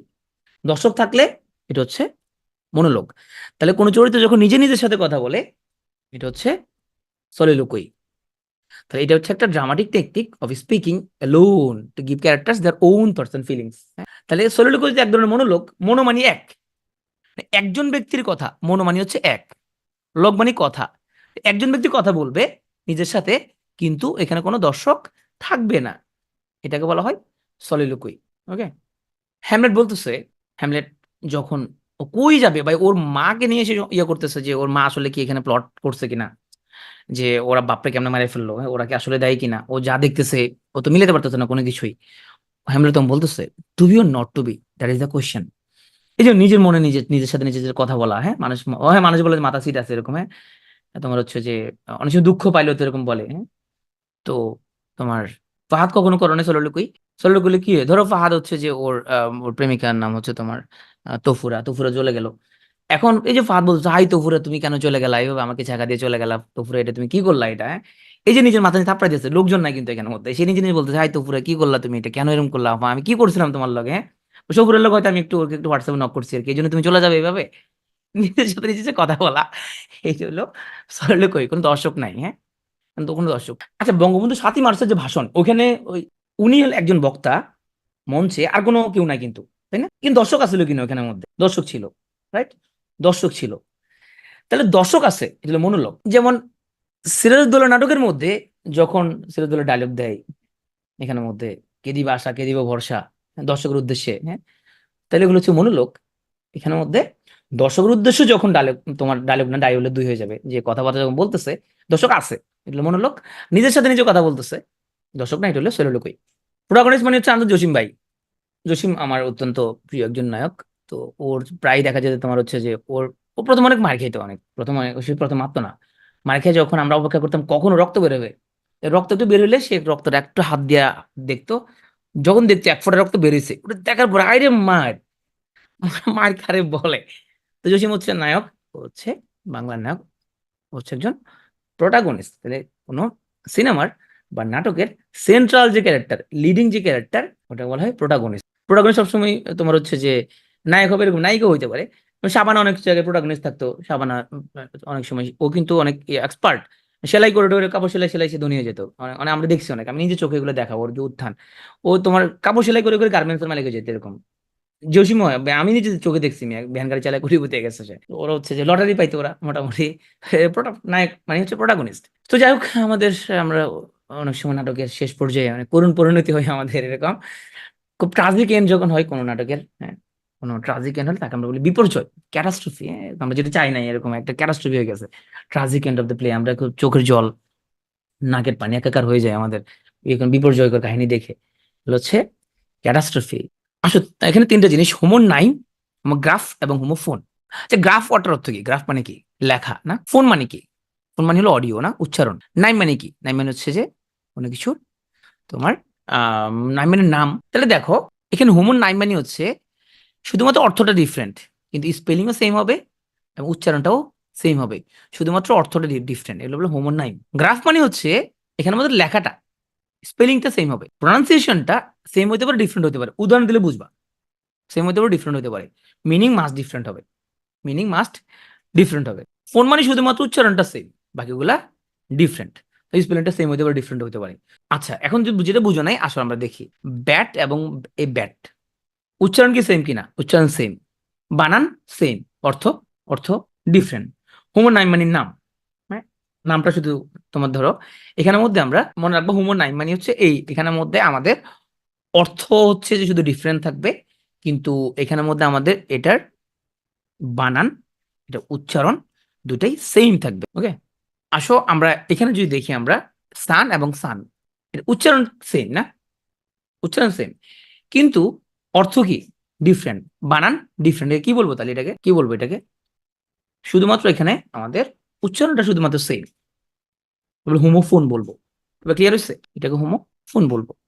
এলিউশন ব্যাপারটা হচ্ছে কোন হিস্টোরিক্যাল বা ফিকশনাল কোন ক্যারেক্টারকে আমরা যখন লিটারি ওয়ার্কসে নিয়ে আসি তাকে বলা হয় এলিউশন। হ্যাঁ, যেমন তোমার হচ্ছে যে জন ডানের দ্য গুড মোরো কবিতা, উনি বলছে or snorted we in the seven sleepers den. এই যে সেভেন স্লিপার্স ডেন উদাহরণটা বাইবেল থেকে আনা হয়েছে, এটা এলিউশনের উদাহরণ। আমরা রামায়ণ থেকে, মহাভারত থেকে কোনো এক্সাম্পল যদি নিয়ে আসি, এগুলো হয় এলিউশন। কোনো আমরা হিস্টোরিক্যাল কোনো ক্যারেক্টারকে, ফিকশনাল কোনো ক্যারেক্টারকে, হ্যাঁ, আমরা যখন আমাদের লিটারি ওয়ার্কসে নিয়ে আসবো তাকে বলা হয় এলিউশন। রবীন্দ্রনাথ এখানে খেতে আসেন নাই। প্রচন্ড কানিং, ধূর্ত, সেলফিশ, এরকম ক্যারেক্টারকে বলা হয় ম্যাকিয়াভেলিয়ান ক্যারেক্টার। এখানের মধ্যে তোমার সুলতান সুলেমান সিরিজের অভিনেত্রী, সে যথেষ্ট কানিং এবং যথেষ্ট সেলফিশ, তাকে আমরা বলতে পারি সে একটা ম্যাকিয়াভেলিয়ান ক্যারেক্টার। এলিউশনটা বুঝো নাই? কোন হিস্ট্রিক্যাল কোনো হচ্ছে যে কোনো ক্যারেক্টার, ফিকশনাল কোনো ক্যারেক্টার, হ্যাঁ, তুমি তোমার রচনায় সাইফুর একটা, তুমি হচ্ছে ধরো তুমি বললা যে তোমার হচ্ছে যে রবীন্দ্রনাথ আজকে আমাদের বাসায় ঘুমাবেন, তুমি একটা গল্প লিখে বললা যে রবীন্দ্রনাথ তোমার বাসায় আসছে, তুমি রবীন্দ্রনাথের সাথে খাইতেছো ভাতটা, আমি রবীন্দ্রনাথের সাথে আজকে ভাত খেলাম, পেট ভরে ভাত খেলাম, ভাত খেলে রবীন্দ্রনাথের দাড়িগুলো আমি একটু আশ্রয় দিলাম, বললাম হুজুর কেমন আছেন, এটা গল্প ফাঁদলে রবীন্দ্রনাথকে নিয়ে। এই রবীন্দ্রনাথকে তুমি একটা নিয়ে আসলা তোমার গল্পের মধ্যে, এইটা হচ্ছে এলিয়েশন। তবে রবীন্দ্রনাথ কানা যাবে না এরকম, তুমি আরো ঐতিহাসিক কোনো কাল্পনিক চরিত্রকে নিয়ে আসতে হবে, তুমি কোনো স্থান বা ঘটনাকে নিয়ে আসতে হবে। যেমন বাইবেল থেকে এক্সাম্পল নিয়ে আসা হয়েছে, সেভেন স্লিপার্স ডেন উদাহরণটা নিয়ে আসা হয়েছে। কোনটা পান ছিল? না, এটা পান ছিল না। এটা রবীন্দ্রনাথ ঠাকুর। এখন যদি ধরো তোমার, তুমি জানো না এটা রবীন্দ্রনাথ ঠাকুর কিনা, তুমি কি বলবা না? হুজুর বলবা না? হুজুর কেমন আছেন, তুমি তো এটাই তো বলবা। উত্তম কুমারকে নিয়ে মুভি হয়েছে এরকম না? আচ্ছা, তাহলে আমরা এতক্ষণ পড়লাম যে লিটারি টার্মস। এইবার আমরা খুব দ্রুত গতিতে আমরা ইংলিশ লিটারেচারের ওল্ড অ্যান্ড মিডল ইংলিশ পিরিয়ডটা করে ফেলবো। ইংরেজি সাহিত্যে 450 থেকে 1066 সাল পর্যন্ত এই পিরিয়ডটাকে বলা হয় ওল্ড ইংলিশ পিরিয়ড। এই ওল্ড ইংলিশ পিরিয়ডের অপর নাম হচ্ছে অ্যাংলো স্যাক্সন পিরিয়ড। তখন অ্যাংলো স্যাক্সনদের রাজত্ব ছিল, সেজন্য তাদের নাম অনুসারে এটা বলা অ্যাংলো স্যাক্সন পিরিয়ড। 1066 থেকে শুরু হয়ে 1500 সাল পর্যন্ত এটা বলা হয় মিডল ইংলিশ পিরিয়ড। আর এই মিডল ইংলিশ পিরিয়ডটাকে আমরা আবার অনেকগুলো ভাগ করব। এই ভাগগুলো আমরা একটা একটা করে পড়বো। 1066 থেকে 1350 পর্যন্ত এটাকে বলা হয় অ্যাংলো নরমান পিরিয়ড। 1340 থেকে 1400 এটা বলা হয় এজ অফ চসার, কারণ এখানে চসার জন্মগ্রহণ করছিল। আর 1400 থেকে 1485 এটাকে বলা হয় ডার্ক অর ব্যারন পিরিয়ড। আচ্ছা, বাংলা সাহিত্যের মধ্যে কোনো ডার্ক পিরিয়ড আছে কিনা? কত থেকে কত? বাংলা ডার্ক পিরিয়ডটা কত? যদিও এই ডার্ক পিরিয়ড অনেকে আবার সেটা স্বীকার করে না, 1201 থেকে 1350। বাংলার মধ্যে প্রাচীন যুগটা কত থেকে কত পর্যন্ত? বাংলার প্রাচীন কত? 650 থেকে 1200, তাই না? এটা হচ্ছে যে 1201 থেকে 1800, এটা হচ্ছে মধ্যযুগ। 1801 থেকে হচ্ছে আধুনিক যুগ শুরু হয়েছে, রাইট? তা বাংলার সাথে যদি মিলাও তাহলে তোমার হচ্ছে যে ইংরেজি সাহিত্য খুব বেশি পুরাতন যে না, আমাদের চেয়ে 200 বছরের পুরাতন আর কি তারা। আর মধ্যযুগ গুলো বেশ কাছাকাছি, তবে ওদের আধুনিকটা আবার অনেক আগে শুরু হয়ে গেছে। ওদের আধুনিকটা রেনেসাঁ থেকে শুরু হয়ে গেছে ওদের, হ্যাঁ। ও সুনীতি আর শহীদুল্লাহ এখানে আবার একটু তোমার মারামারি আছে এখানের মধ্যে। ধর সুনীতি গুলো ভাতের মধ্যে কার্বোহাইড্রেট আছে, শহীদুল্লাহকে আরে না, ভাতের মধ্যে প্রোটিন আছে। ওই সুনীতি তুমি ভুল বলেছো, ভাতের মধ্যে বেশি প্রোটিন আছে না, সবসময় দুজনে তোমার অলওয়েজ, উনি একটা উনি আরেকটা বলে। আচ্ছা, আমরা আসবো রেনেসাঁ পিরিয়ড। এরপরে রেনেসাঁ হচ্ছে শুরু হয়েছে 1500 থেকে এবং শেষ হয়েছে 1660, তুমি 160 বছর। এটা আর্লি মডার্ন পিরিয়ডে বলা হয়। এখন এই রেনেসাকে আমরা আবার প্রথম 58 বছর হচ্ছে প্রিপারেশন অফ রেনেসা, এবং এরপরে চলে আসবে শেক্সপিয়ার মঞ্চায়, এবং 1558 থেকে 1603 পর্যন্ত মূলত রানী এলিজাবেথের আমলে বেশিরভাগ নাটক মঞ্চায়িত হইতো।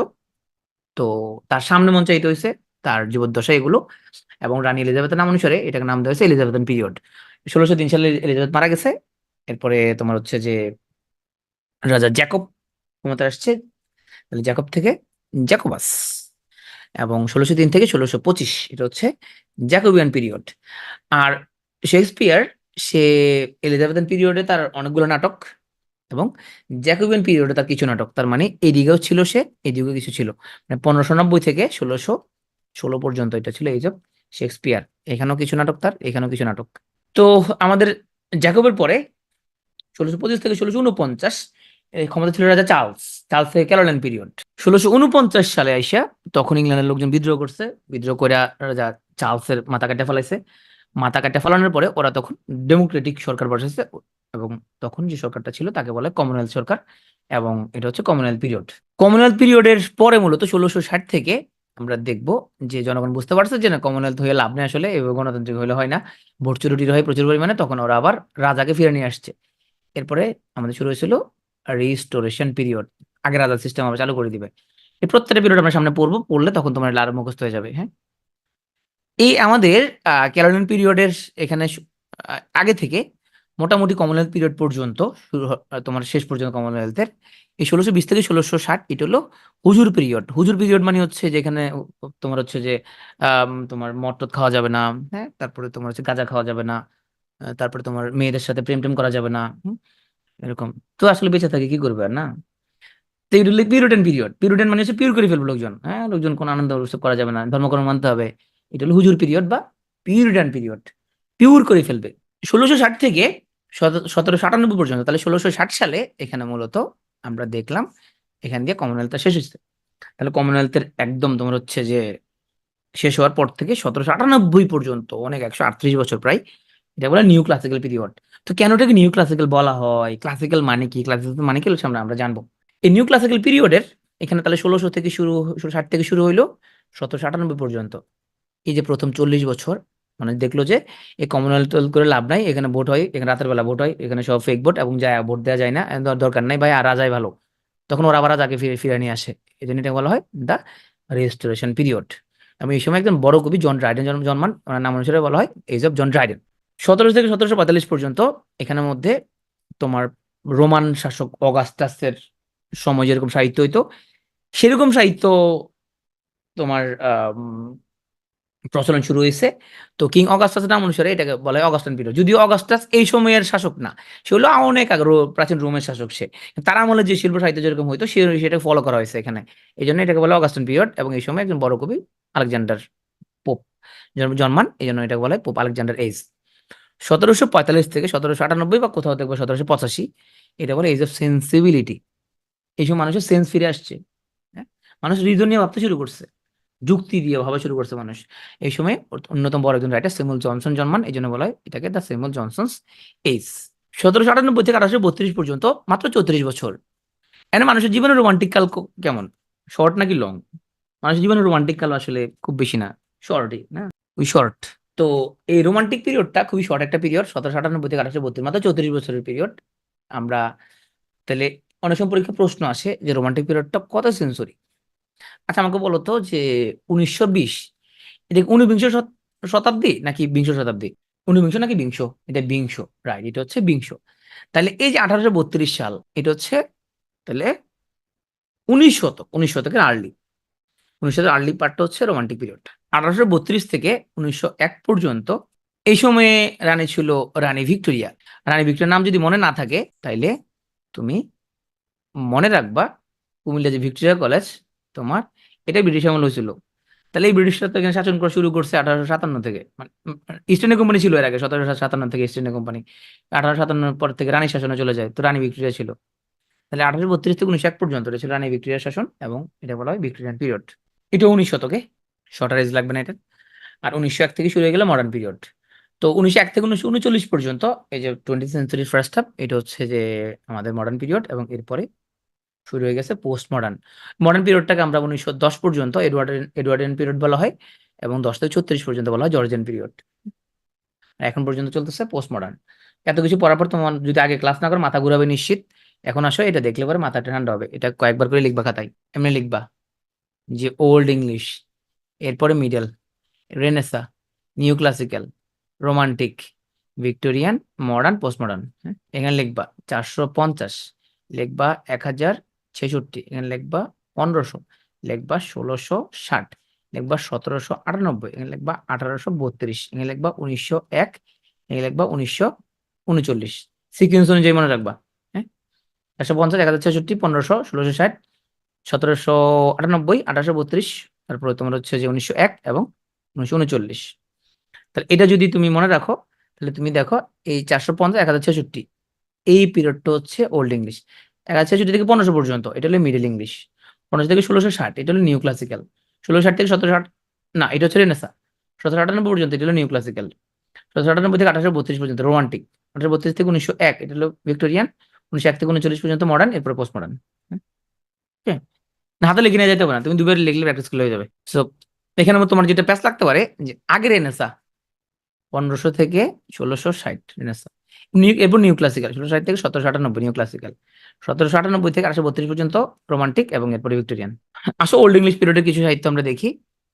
তো ওল্ড ইংলিশ পিরিয়ডে এখানের মধ্যে তোমার অল্প কিছু সাহিত্য, তবে এখানের মধ্যে আমরা প্রথম নোন পোয়েট বলতে এর আগে পোয়েট ছিল না, ছিল হয়তো আমরা ওর লেখাজোখা পাই নাই আর কি, কিটবন।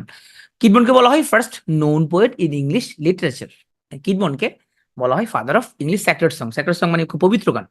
তাহলে এই যে পবিত্র গান, এটা পবিত্র গান কোনগুলোকে বলতে পারি আমরা? যেখানে স্রষ্টা স্তুতি করা হয়। তাহলে বোঝা যাচ্ছে কিটবন কোন ধরনের সাহিত্য লিখছে। হাইম। হাইম লিখছে, নাম শুনে বোঝা যাচ্ছে। তাহলে কিটবন, আচ্ছা চর্যাপদটা কেমন ধরনের রচনা? এটা ধর্মীয়, তাই না? তাহলে শুরুর দিকের যে রচনাগুলো, সাহিত্যকর্মগুলো, এগুলো মেইনলি ধর্মীয় ছিল মেইনলি ধর্মীয়। চর্যাপদ কিন্তু ধর্মীয়, ধর্মীয় না, বৌদ্ধ ধর্মের নিগূঢ় তত্ত্ব, বিভিন্ন রকমের ব্যাপার স্যাপার এখানের মধ্যে ছিল। তো এখানের মধ্যে তাহলে আমরা কিডমনকে দেখতেছি, সে ইংলিশ স্যাক্রেড সং এর ফাদার। ওকে অ্যাংলো স্যাক্সন পিরিয়ডের মিল্টনে বলা হয়। তো তাহলে কিডমনের নামের সাথে তুমি মনে রাখতে পারবা যে কিডমন হচ্ছে যে সে হাইম লিখছে। কিডমন ছিল মূলত মেষপালক। হ্যাঁ, তো একবার সে হচ্ছে সে সে সে লেখাপড়া জানতো না। সে একবার সে একটা ঘুমাচ্ছে, ঘুমের মধ্যে সে একটা স্বপ্ন দেখলো যে ভোজের আসরে যারা উপস্থিত থাকবে, যে তাদের তাদের প্রত্যেকের গান গাইতে হবে। তো এরকম একটা প্রথা চালু ছিল যে কিডমন তো, ওদের একটা সিস্টেম ছিল এরকম যে এখানের মধ্যে ভোজের আসরে যারা থাকবে তারা গান গাইতে হবে। কিডমন তো সে গান জানে না, পড়াশোনা জানে না, কিছু জানে না, সে গানের গলাও ছিল না।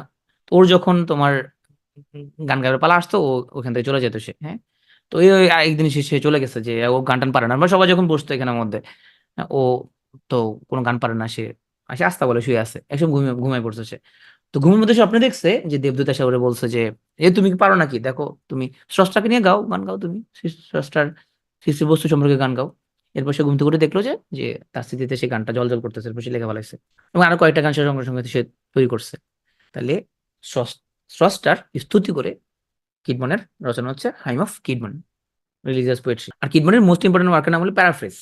তা কিডমন থেকে দুটো জিনিস মনে রাখবা, একটা হলো হাইম, একটা হচ্ছে প্যারাফ্রেজ। আর হাইম এমনি মনে থাকবে কারণ ও হচ্ছে স্যাক্রেড সং এর ফাদার। শুরুর দিকে তো সবাই স্রষ্টার গুণগান গাইয়ে গান টান লিখতো, সুতরাং ও হাইম লিখছে। এরপর হলো কেনিউল। এগুলো কাহিনীগুলো স্লাইডে আছে, তুমি কাহিনীগুলো চাইলে পড়ে নিতে পারো। কেনিউল তার আম, তাকে বলা হয় অথর অফ ক্রিস্ট, ক্রিস্ট গ্রন্থের লেখক। ও হুজুর ছিল, তাহলে চার্লসের হুজুর ছিল আর কি সে। কেনি উলফ, তার সবচেয়ে বিখ্যাত কবিতার নাম হলো জুলিয়ানা। যেহেতু চার্লসের হুজুর ছিল, তাহলে ওর নামের লগে মিলাই মিলাই তুমি হচ্ছে চিন্তা করতে পারো, চার্লসের হুজুর ছিল যেহেতু, তাহলে খ্রিস্ট সে লিখছে। তারপরে যিশু খ্রিস্টের যে শিষ্যরা ছিল তাদের পরিণতি নিয়ে তাও সে লিখছে, তার ফেটস অফ দ্য অ্যাপোস্টল। তারপরে হচ্ছে যে ক্রিস্ট, এটা তার একটা রচনা, এবং এলেনি তার একটা রচনা। তাহলে হচ্ছে যে ক্রিস্ট, এলিনি, জুলিয়ানা এবং ফনিক্স মনে রাখতে পারো, যে ক্রিস্ট এলে জুলিয়ানা ফনিক্সটাকে কিনবে। তবে এরকম ছন্দমন্দ সবসময় মনে থাকবে না, তুমি কয়েকবার পড়ে পড়ে যদি রিভিশন দাও তাহলে তোমার মনে থাকবে। বা ছন্দ, অনেকগুলো ছন্দ হয়ে যাবে, সেক্ষেত্রে আসলে ছন্দ খুব একটা গুড টেকনিক না মনে রাখার জন্য। তুমি মনে রাখো যে কেনিউল হুজুর ছিল, তো ক্রিস্ট সে লিখছে, কারণ ওর সবচেয়ে বিখ্যাত হলো ক্রিস্ট, এবং তার একটা বিখ্যাত বই হলো জুলিয়ানা। অ্যাটলিস্ট এই দুইটা মনে রাখো, ক্রিস্ট এবং জুলিয়ানা, এটা মনে রাখো। আর ফেটস অফ দ্য অ্যাপোস্টল, এটা আমরা মনে থাকবে কারণ যেহেতু হুজুর ছিল, তাহলে যীশু খ্রিস্টের সাথে যারা ছিল তাদের পরিণতি কি হয়েছে তা সেটা নিয়ে। সেন্ট ভেনারেবল বেদে তাকে বলা হয় ফাদার অফ ইংলিশ লার্নিং। এর আগে মনে হয় কি লার্নিং ট্রেনিং করে নাই। তো সেন্ট ভেনারেবল বেদে ওরে বলা হয় ফাদার অফ ইংলিশ লার্নিং। তো কি লার্নিং করলো সে দেখিছো, আমাদের কি লার্নিং করাইলো, ওল ইংলিশ ল্যাঙ্গুয়েজের প্রথম হিস্টোরিয়ান, এবং তারা বলা হয় ডক্টর অফ দ্য চার্চ। পরীক্ষায় প্রায় প্রশ্ন আসে যে তোমার হচ্ছে যে ডক্টর অফ চার্চ কাকে বলা হয়, প্রশ্ন আসবে যে ফাদার অফ ইংলিশ লার্নিং কাকে বলা হয়, পরীক্ষা প্রশ্ন আসবে যে ফার্স্ট হিস্টোরিয়ান কে ইংলিশ ল্যাঙ্গুয়েজে। সেন্ট ভেনারেবল বেদে ওনাকে বলা হয় ফাদার অফ ইংলিশ লার্নিং, উনি ফার্স্ট হিস্টোরিয়ান, এবং ওনাকে বলে ডক্টর অফ দ্য চার্চ। তো কি হিস্ট্রি লিখছে সে, সে লিখছে ecclesiastical history of English people, venerable বেদের। তাহলে আমরা প্রথম কাকে পাইলাম, প্রথম পড়লাম আমরা কিডমন, সে হলো ফার্স্ট নোন পোয়েট। কিডমনের রচনার নাম হচ্ছে তোমার হাইম অফ কিডমন, এবং আরেকটা বিখ্যাত রচনা প্যারাফ্রেস। দুইটা শেষ। এবার কেনিউলফ, কেনিউলফের বিখ্যাত হচ্ছে যে ক্রিস্ট এবং জুলিয়ানা, তার একটা বিখ্যাত কবিতা ফেট অফ দ্য অ্যাপোস্টল, এটা কেনিউলফের। সেন্ট ভেনারেবল বেদে ওনাকে বলা হয় ফাদার অফ ইংলিশ লার্নিং, ওনাকে বলা হয় ফার্স্ট হিস্টোরিয়ান, ওনাকে বলা হয় ডক্টর অফ দ্য চার্চ। আর ওনার বইটার নাম হচ্ছে ecclesiastical history of the English people. King Alfred the great ওয়েসেক্সের রাজা ছিল, ইংরেজি গদ্যের জনক। এর আগে যারা ছিল তারা সব পদ্য লিখছে, উনি গদ্য লিখছে প্রথম, প্রজ লিখছে। তো উনি অ্যাংলো স্যাক্সন ক্রনিকলকে কম্পাইল করছে, মানে অ্যাংলো স্যাক্সনদের যে ইতিহাস এটাকে উনি গদ্যে এটাকে উনি গ্রন্থভুক্ত করছে। এই জন্য ওনাকে বলে founder of English pros, pros মানে গদ্য। এবং অ্যাংলো স্যাক্সন ক্রনিকল হচ্ছে first monument in in the English pros, ইংরেজি গদ্যের আদি নিদর্শন। বাংলা গদ্যের আদি নিদর্শন কি, বাংলা ক্লাস করছো না? বাংলা গদ্যের আদি নিদর্শন কি? ইংরেজি গদ্যের আদি নিদর্শন হচ্ছে Anglo Saxon Chronicle. Charyapada, Fatema Akter Toma, Charyapada কি গদ্য? চর্যাপদ কি গদ্য নাকি পদ্য? ভাই আমি কি গদ্য পদ্য চিনি না, দুইটা সেম লাগে এরকম নাকি? আবার চর্যাপদ তো পদ্য, চর্যাপদ অন্তমিল আছে। কে বলছে আসাম রাজকে লেখা চিঠি কৃপা শাস্ত্রের অর্থভেদ? আচ্ছা ঠিক আছে, টেলিগ্রাম গ্রুপে একটা মারামারি হবে তাহলে আজকে, তোমরা মারামারি এটা করে ক্লাস শেষে সবাই মারামারি লেগে যাবে যে কোচবিহার রাজার চিঠিপন্থী কেউ আছে, চম্মুক কাব্যপন্থী আছে, তারপরে তোমার হচ্ছে যে আর আর কে কি পন্থী আছে, কৃপার শাস্ত্র অর্থভেদ পন্থী আছে। হ্যাঁ ঠিক আছে, ক্লাস শেষে তোমরা মারামারি করো আজকে। তো তোমরা এখনো যদি কয়দিন পর প্রিলি হবে, তুমি এখনো যদি কনফার্ম না জানো যে তোমার বাংলা গদ্যের আদি নিদর্শন কোনটা, এটা দুঃখজনক। ঠিক আছে, বাংলা ম্যাডামকে আজকে শায়েস্তা করা হবে যে বাংলা ম্যাডাম কি পড়ালো, তোমরা আর জানো না এখনো যে তোমার হচ্ছে যে বাংলা গদ্যের আদি নিদর্শন কোনটি। চাকরি চলে যেতে পারে বাংলা ম্যাডামের, কারণ তোমরা যে পারলা না এটা।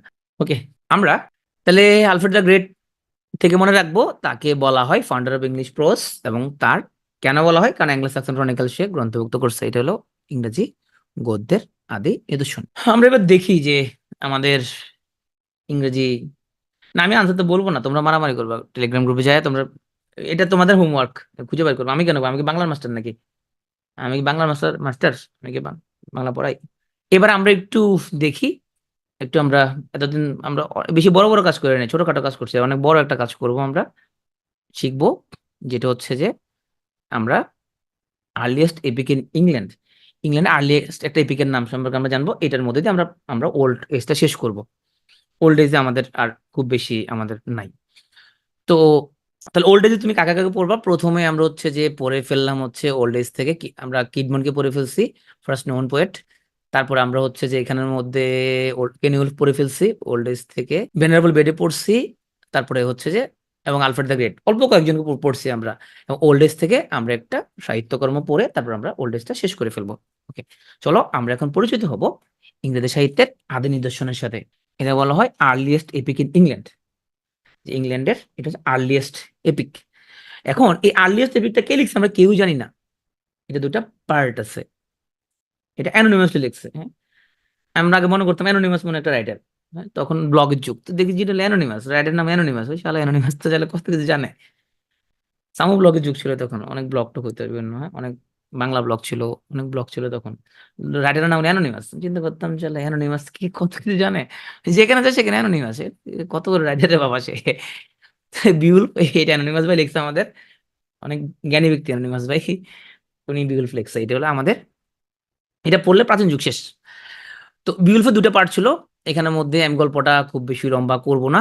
এখানে আমাদের প্রথম পার্টের মধ্যে কিং রদগার ছিল ডেনমার্কের তোমার হচ্ছে যে রাজা, সে একটা প্রাসাদ নির্মাণ করছে, প্রাসাদের নাম হলো হিরোয়েট, হিরোয়েট প্রাসাদ। হ্যাঁ দেখো অনেক বড় একটা প্রাসাদ, এই যে ওরা এখানে বারবিকিউ করে খাওয়া দাওয়া করে, এখানের মধ্যে মর্তব খায়। তো এই প্রাসাদের মধ্যে আগাথানে তোমার রাক্ষস গ্র্যান্ডেল প্রত্যেক রাতে এসে একজন সচিব একজন মন্ত্রীকে, এমপি কে ধরে নিয়ে যায়, এবং এমপি কে খাই ফেলে সে, এমপি মন্ত্রী সচিব একটা একটা করে ধরে নিয়ে যায় সে। আমাদের দেশের এরকম যদি আসতো তাহলে খুব ভালো হতো। না, সচিবকে ধরার দরকার, তোমরা সচিব তো তোমরা হবা, তুমি ভালো সচিব হবা, হ্যাঁ? মন্ত্রী এমপিতে ধরে নিয়ে যাওয়া দরকার হয় না, সচিব তো তোমরাই হবা, তোমরা তো ভালো সচিব হবা, কি বলো, ভালো সচিব হবা না, তোমরা ভালো সচিব হবা, তোমরা মন্ত্রী টেমপি যেগুলো আছে ওগুলো মানে দুই একটা ধরে নিয়ে গেলে পালে তো অনেক। মানে বাংলাদেশ নেওয়ার দরকার নেই আবার, পরে কখনো আবার আমাদের ধরে নিয়ে যায় পুলিশে। আফ্রিকার বিভিন্ন দেশে এরকম হলে ভালো হতো। তো এইখানের মধ্যে তোমার প্রেসিডেন্ট পর্যন্ত নাকি। তো এখন রাজা রদ্গারের প্রাসাদ থেকে এইভাবে ওদের এমপি মন্ত্রী সচিব ধরে নিয়ে গেলে কেমন হবে? রাজাকে হেল্প করার জন্য পাশের রাজ্যের রাজপুত্র বিউলফ এগিয়ে এলো, এবং বিউলফের লগে তোমার গ্র্যান্ডেলের একটা যুদ্ধ হয়, এবং যুদ্ধে গ্র্যান্ডেলের হাতটা সে ছিঁড়ে ফেলে, এবং এর ফলে গ্র্যান্ডেলের মা খুব চেতে যায়, এবং গ্র্যান্ডেলের মা চেতে বিউলফকে দেয় একটা দৌড়ানি, এবং বিউলফের লগে তার যুদ্ধ হয়, বিউলফ তাকে উল্টা দৌড়ানি দেয়, এবং বিউলফ তার তরবারি দিয়ে ওকে মেরে ফেলে। এটা হচ্ছে প্রথম পার্ট। আর সেকেন্ড পার্টে বিউলফ নিজেই হচ্ছে যে ওই আমাদের ডেনমার্কের ওদের ওদের রাজা হয়ে সে জন্মগ্রহণ করে, ও রাজা রাজা হয়ে জন্মগ্রহণ করে, কাহিনী জানা লাগবে না। বিউলফ আমাদের ইংরেজি সাহিত্যের আদি নিদর্শন, এতটুকু জানলে হবে। আর বিউলফ পড়ার মধ্য দিয়ে আমাদের ওল্ড এজটা শেষ হয়েছে। তাহলে ওল্ড এজে কি বললাম? ওল্ড এজে আমরা বিউলফ পড়ছি, এটা ইংরেজি সাহিত্যের আদি নিদর্শন, আর্লিয়েস্ট এপিক। এটা অ্যানোনিমাসলি লেখা হয়েছে, দুটা পার্ট আছে। আমরা পড়ছি অ্যাংলো স্যাক্সন ক্রনিকল হলো ইংরেজি ইংরেজি গদ্যের আদি নিদর্শন, এবং আলফ্রেড দ্য গ্রেট উনি হচ্ছেন founder of English pros, Anglo Saxon chronicle উনি কম্পাইল করছে। আমরা দেখছি ভেনারেবল বেথ উনি লিখছে এক্লেসিয়াস্টিক্যাল হিস্ট্রি লিখছে, সে হচ্ছে ফাদার অফ ইংলিশ লার্নিং, এবং তাকে ডক্টর অফ দ্য চার্চ বলা হয়। এটা কে লিখছে? এগুলো কে লিখছে? রাইটারের নাম বলো এবার দেখি, উল্টা দিকে যাইতেছি আমি এবার, দেখি তোমরা আমার লোক আসো কিনা। এগুলা ক্রিস টেলেনি জুলিয়ানা ফনিক্স, কে লিখছে কও? উল্টার দিকে যাচ্ছি আমি এবার। এলে কে নিউলফ লিখছে? ওকে, হুজুর না, হুজুর তো কিডমান। ও হ্যাঁ, এটা হুজুর, হ্যাঁ এটা হুজুর, ও এটা ওই হুজুর, হ্যাঁ ও হুজুর। তাহলে কে নিউলফ হুজুর লিখছে এগুলা। তাহলে apostle, fate of the apostle লেখা হয়েছে, ক্রিস্টো লিখছে সে, জুলিয়ানা লিখছে সে। তারপরে প্যারাফ্রেজ কে লিখছে কত? উল্টো দিকে যাচ্ছি, প্যারাফ্রেজ এবং হাইম, হাইম অফ কিডমান। এর মধ্যে দিয়ে আমাদের ওল্ড এজ শেষ হলো, একটু পড়া ওল্ড এজে, সামান্য একটু, তার মধ্যযুগ পরে আছে ক্লাস শেষ। তাহলে ওল্ড এজটা আমরা 450 থেকে ক্লাসে পড়া ক্লাসে শেষ করে ফেলা, 450 থেকে 1066 পর্যন্ত আমাদের ওল্ড এজ শেষ করে ফেলছি, অল্প একটু পড়া আছে। এর মধ্যযুগে আসি, 1066 থেকে আমরা পড়বো এখন 1500 পর্যন্ত। তো মিডল এজের মধ্যে এখানে আমরা 66 থেকে 1340 পর্যন্ত, এটা বলো অ্যাংলো নরমান পিরিয়ড। 1340 থেকে 1400 পর্যন্ত বলা এজ অফ চসার, খুব গুরুত্বপূর্ণ। এবং এরপরে শুরু হয়েছে অন্ধকার যুগ, age of baron or dark age. আমরা মধ্যযুগে যখন চলে আসছি, আমরা সবচেয়ে বসকে নিয়ে কথাবার্তা বলি, বসকে নিয়ে আলোচনা করি। আচ্ছা, কিডমন হচ্ছে তোমার, আমরা তো ফার্স্ট নোন পোয়েট, কিন্তু কিডমনকে ইংলিশ মডার্ন পোয়েটের আব্বা বলা হয় না কেন? কারণ আব্বা বলার জন্য কিছু ইয়ে লাগবে, ইনফ্লুয়েন্স লাগবে, ইনফ্লুয়েন্সিয়াল হইতে হবে, তাই না? তো কিডমন হচ্ছে ফার্স্ট নোন পোয়েট। কিডমনের ওরকম তো অত গুরুত্বপূর্ণ তো মানে, আমরা যেটাকে যেটা যে যে ধরনের জিনিসপত্র রচনা করলে আমরা তাকে আব্বা বলতে পারবো, ওরকম আব্বা না আর কিসে। আব্বাটা হলো চসার, কারণ সে খুব ইনফ্লুয়েন্সিয়াল, অনেক কাজ করছে সে। তাহলে আমরা বলতে পারি ইংলিশ মডার্ন পোয়েট্রির বা ইংলিশ লিটারেচারের আব্বা, বা যাকে বলতে পারি morning star of English literature, বা যাকে বলা যায় মর্নিং স্টার অফ রেনেসা, অনেক কিছু বলা যায়, ওনার নাম হচ্ছে জিওফ্রে চসার। প্রথম সুপারস্টার বলা যেতে পারে তাকে। তো চসার, সে হচ্ছে ফার্স্ট হিউমারিস্ট ইংরেজি সাহিত্যের। একই সাথে সে কবিও ছিল, আবার ডিপ্লোমেটও ছিল, ফরেন ক্যাডার ছিল সে। বাহ, দেখছো নি কারবার, সে ছিল ফরেন ক্যাডার, প্রথম জাতীয় কবিও ছিল। হ্যাঁ, ও ফরেন ক্যাডার তো ওই দিক দিয়ে মনে হয় সে ইয়ে করে ফেলছে, ম্যানেজ করে ফেলছে মানে রাজাকে। প্রথম জাতীয় কবি ছিল ইংল্যান্ডে সে। চসার অনেক কিছুই সে, ফরেন ক্যাডার ছিল, পোয়েট ছিল, জাতীয় কবি ছিল, ফার্স্ট হিউমারিস্ট ছিল সে। ওয়েস্টমিনিস্টার অ্যাবিতে তাকে দাফন করা হয়েছে। তো চসার তার কিছু ফেমাস ওয়ার্ক দেখি, ক্যান্টারবারি টেলস, তারপরে নানস প্রেস টেল, এবং ট্রয়লাস এন্ড ক্রাসিডি। ট্রয়লাস এন্ড ক্রাসিডি আমরা এটার সাথে নামের সাথে মিল রেখে শেক্সপিয়ারের কিছু কাজকর্ম দেখবো, শেক্সপিয়ার যখন পড়বো তখন এটা মাথায় রাখো। তাহলে আমাদের চসার, উনি হচ্ছে ক্যান্টারবারি টেলস, নানস প্রেস টেল, এবং ট্রয়লাস এন্ড ক্রাসিডি। ক্যান্টারবারি টেলস গল্পটা এখানে বলবো না আমি, আগে রেকর্ড দেখো, নাহলে স্লাইড গুলো পড়ে নিও, এখানের মধ্যে ক্যান্টারবারি টেলসের মধ্যে 24টা গল্প আছে। এটা কাহিনীটা একটু পড়ে নিও স্লাইডের মধ্যে, আমাদের পুরাতন যে স্লাইড সেখানের মধ্যে আছে, আগের ক্লাসের মধ্যে আছে, কিন্তু গল্পটা বললে ক্লাস লম্বা যাবে, সেজন্য আর বলবো না। ট্রয়লাস এন্ড ক্রাইসিডা, এটা ওনার আরেকটা বিখ্যাত কাজ, যেখানে উনি রয়্যাল স্ট্যান্জা ইউজ করছে। রাইম রয়্যাল স্ট্যান্জা কি জিনিস সেটা একটু জানি, পরীক্ষা আসবে না। রাইম রয়্যাল স্ট্যান্জা মানে হচ্ছে এখানে এই যে স্তবক, এই স্তবকের মধ্যে কি থাকবে, 7টা লাইন থাকবে, এই 7 লাইন থাকবে, সেই 7 লাইনের মধ্যে আয়াম্বিক পেন্টামিটার থাকবে। আর্মিক পেন্টিমিটার মানে হচ্ছে এখানে 5টা জায়গায় উচ্চারণ করার সময় 5টা জায়গায় জোর দেওয়া হবে, 5টা জায়গায় জোর দেওয়া হবে না। একটা জায়গায় স্ট্রেস দিব, একটা জায়গায় আনস্ট্রেস, এটা বলে একটা পেন্টামিটার, এটা বলে একটা মিটার। তাহলে মিটার মানে হচ্ছে তুমি যখন আবৃত্তি করবা তখন এক জায়গায় জোর দিবা, এক জায়গায় জোর দিবা না, এটা একটা মিটার। 5টা মিটার নিয়ে হয় পেন্টামিটার। তো এইখানের মধ্যে শেক্সপিয়ারের রচনা থেকে একটা রাইম রয়্যাল ইউজ করা হয়েছে, উদাহরণ দেওয়া হয়েছে। তাহলে আমাদের চসার উনি রাইম রয়্যাল স্ট্যান্জা ব্যবহার করছে। রিলেশন ক্রাইসিসটা ওনার একটা বিখ্যাত কাজ। এটার কাহিনী আমি খুব লম্বা করবো না। এখানে আসলে গল্পে কবি যেটা দেখাইছে, ট্রয়লাস হলো যে রাজা প্রিয়ামের পোলা এবং ট্রয়ের সে রাজপুত্র। মেয়েদেরকে সে দেখতে পারে না, মেয়েদেরকে খুব অপছন্দ করে। অনেক ছেলে এরকম আছে যে মেয়েদেরকে দেখতে পারে না, কিন্তু ঘটনাক্রমে দেখে সুন্দরী একটা লোকে সে প্রেমে পড়ে গেছে, এরকম হয় অনেক না, মেয়েদেরকে খুব অপছন্দ করে। তো এখন আমাদের ইয়ে ভাই, আমাদের কি ভাই, ওনার নাম হচ্ছে আমাদের ট্রয়লাস ভাই। তো উনি মেয়েদেরকে পছন্দ করে না, কিন্তু ক্রাইসিডার প্রেমে পড়ে গেছে। কিন্তু ক্রাইসিডা তার কথা রাখতে ব্যর্থ হয়েছে, আরেকজনকে বিয়ে করছে, এবং এর ফলে আমাদের ট্রয়লাস ভাই উনি অনেক কষ্ট পাইছে। পার্লামেন্ট অফ বার্ডস, পাখিদের পার্লামেন্ট। তো পাখিদের পার্লামেন্ট যখন এখানে বসে, এখানের মধ্যে আহ দেবী পাখিদের একটা সভা আহ্বান করছে। তো এই সবাই স্থির হবে যে এই যে দেবীর, তার যে হাতের মধ্যে ঈগল পাখিটা আছে, ঈগল পাখিটার ভালোবাসার পাত্রী, ঈগল পাখিটা সে বিয়ে দিতে যাচ্ছে। কাকে সে বিয়ে দিবে, হ্যাঁ। তো পাখিদেরকে সে ডাকে, পাখিরা বিভিন্ন সংলাপ টংলাপ করে, তর্ক বিতর্ক করে যে কে হবে তোমার হচ্ছে যে দেবীর যে ঈগল পাখির যোগ্য পাত্রী। আর এটা কবি স্বপ্নে পাইছিল, স্বপ্নে পাইয়া লেগে ফেলছে। তখন কবিরা স্বপ্নের মধ্যে অনেক, কবিদের অনেক কিছু পাইতো। আর এখনো পাই, স্বপ্নে কি পাওয়া যায়, এখন স্বপ্নে যৌন রোগের ওষুধ পাওয়া যায়, হাড্ডি ভাঙার ওষুধ পাওয়া যায়। তা আগে স্বপ্নে খুব লোকজন হচ্ছে কবিতা পাইতো আর কি। তো এই স্বপ্নে পাইছিল পার্লামেন্ট অফ ফাউলস। এটা সেম, বার্ডস মানে ফল, পার্লামেন্ট অফ বার্ডস বা পার্লামেন্ট অফ ফলস একই। পার্লামেন্ট সেল হয়। চসারের একটা কাজ হচ্ছে the legend of good women. Legend of good উইমেনে উনি খুব সতী নারীদের জীবন চরিত ব্যাখ্যা করছে, এবং এখানের মধ্যে 20 বছর বয়সের 9 জন যুবতী নারী সুন্দর অকলঙ্ক জীবনের কাহিনী স্বপ্নের মাধ্যমে, এটা স্বপ্নের মাধ্যমে বর্ণনা করছে। তখনকার কবিরা মনে হয় গাঁজা খাইতে প্রচুর পরিমাণে।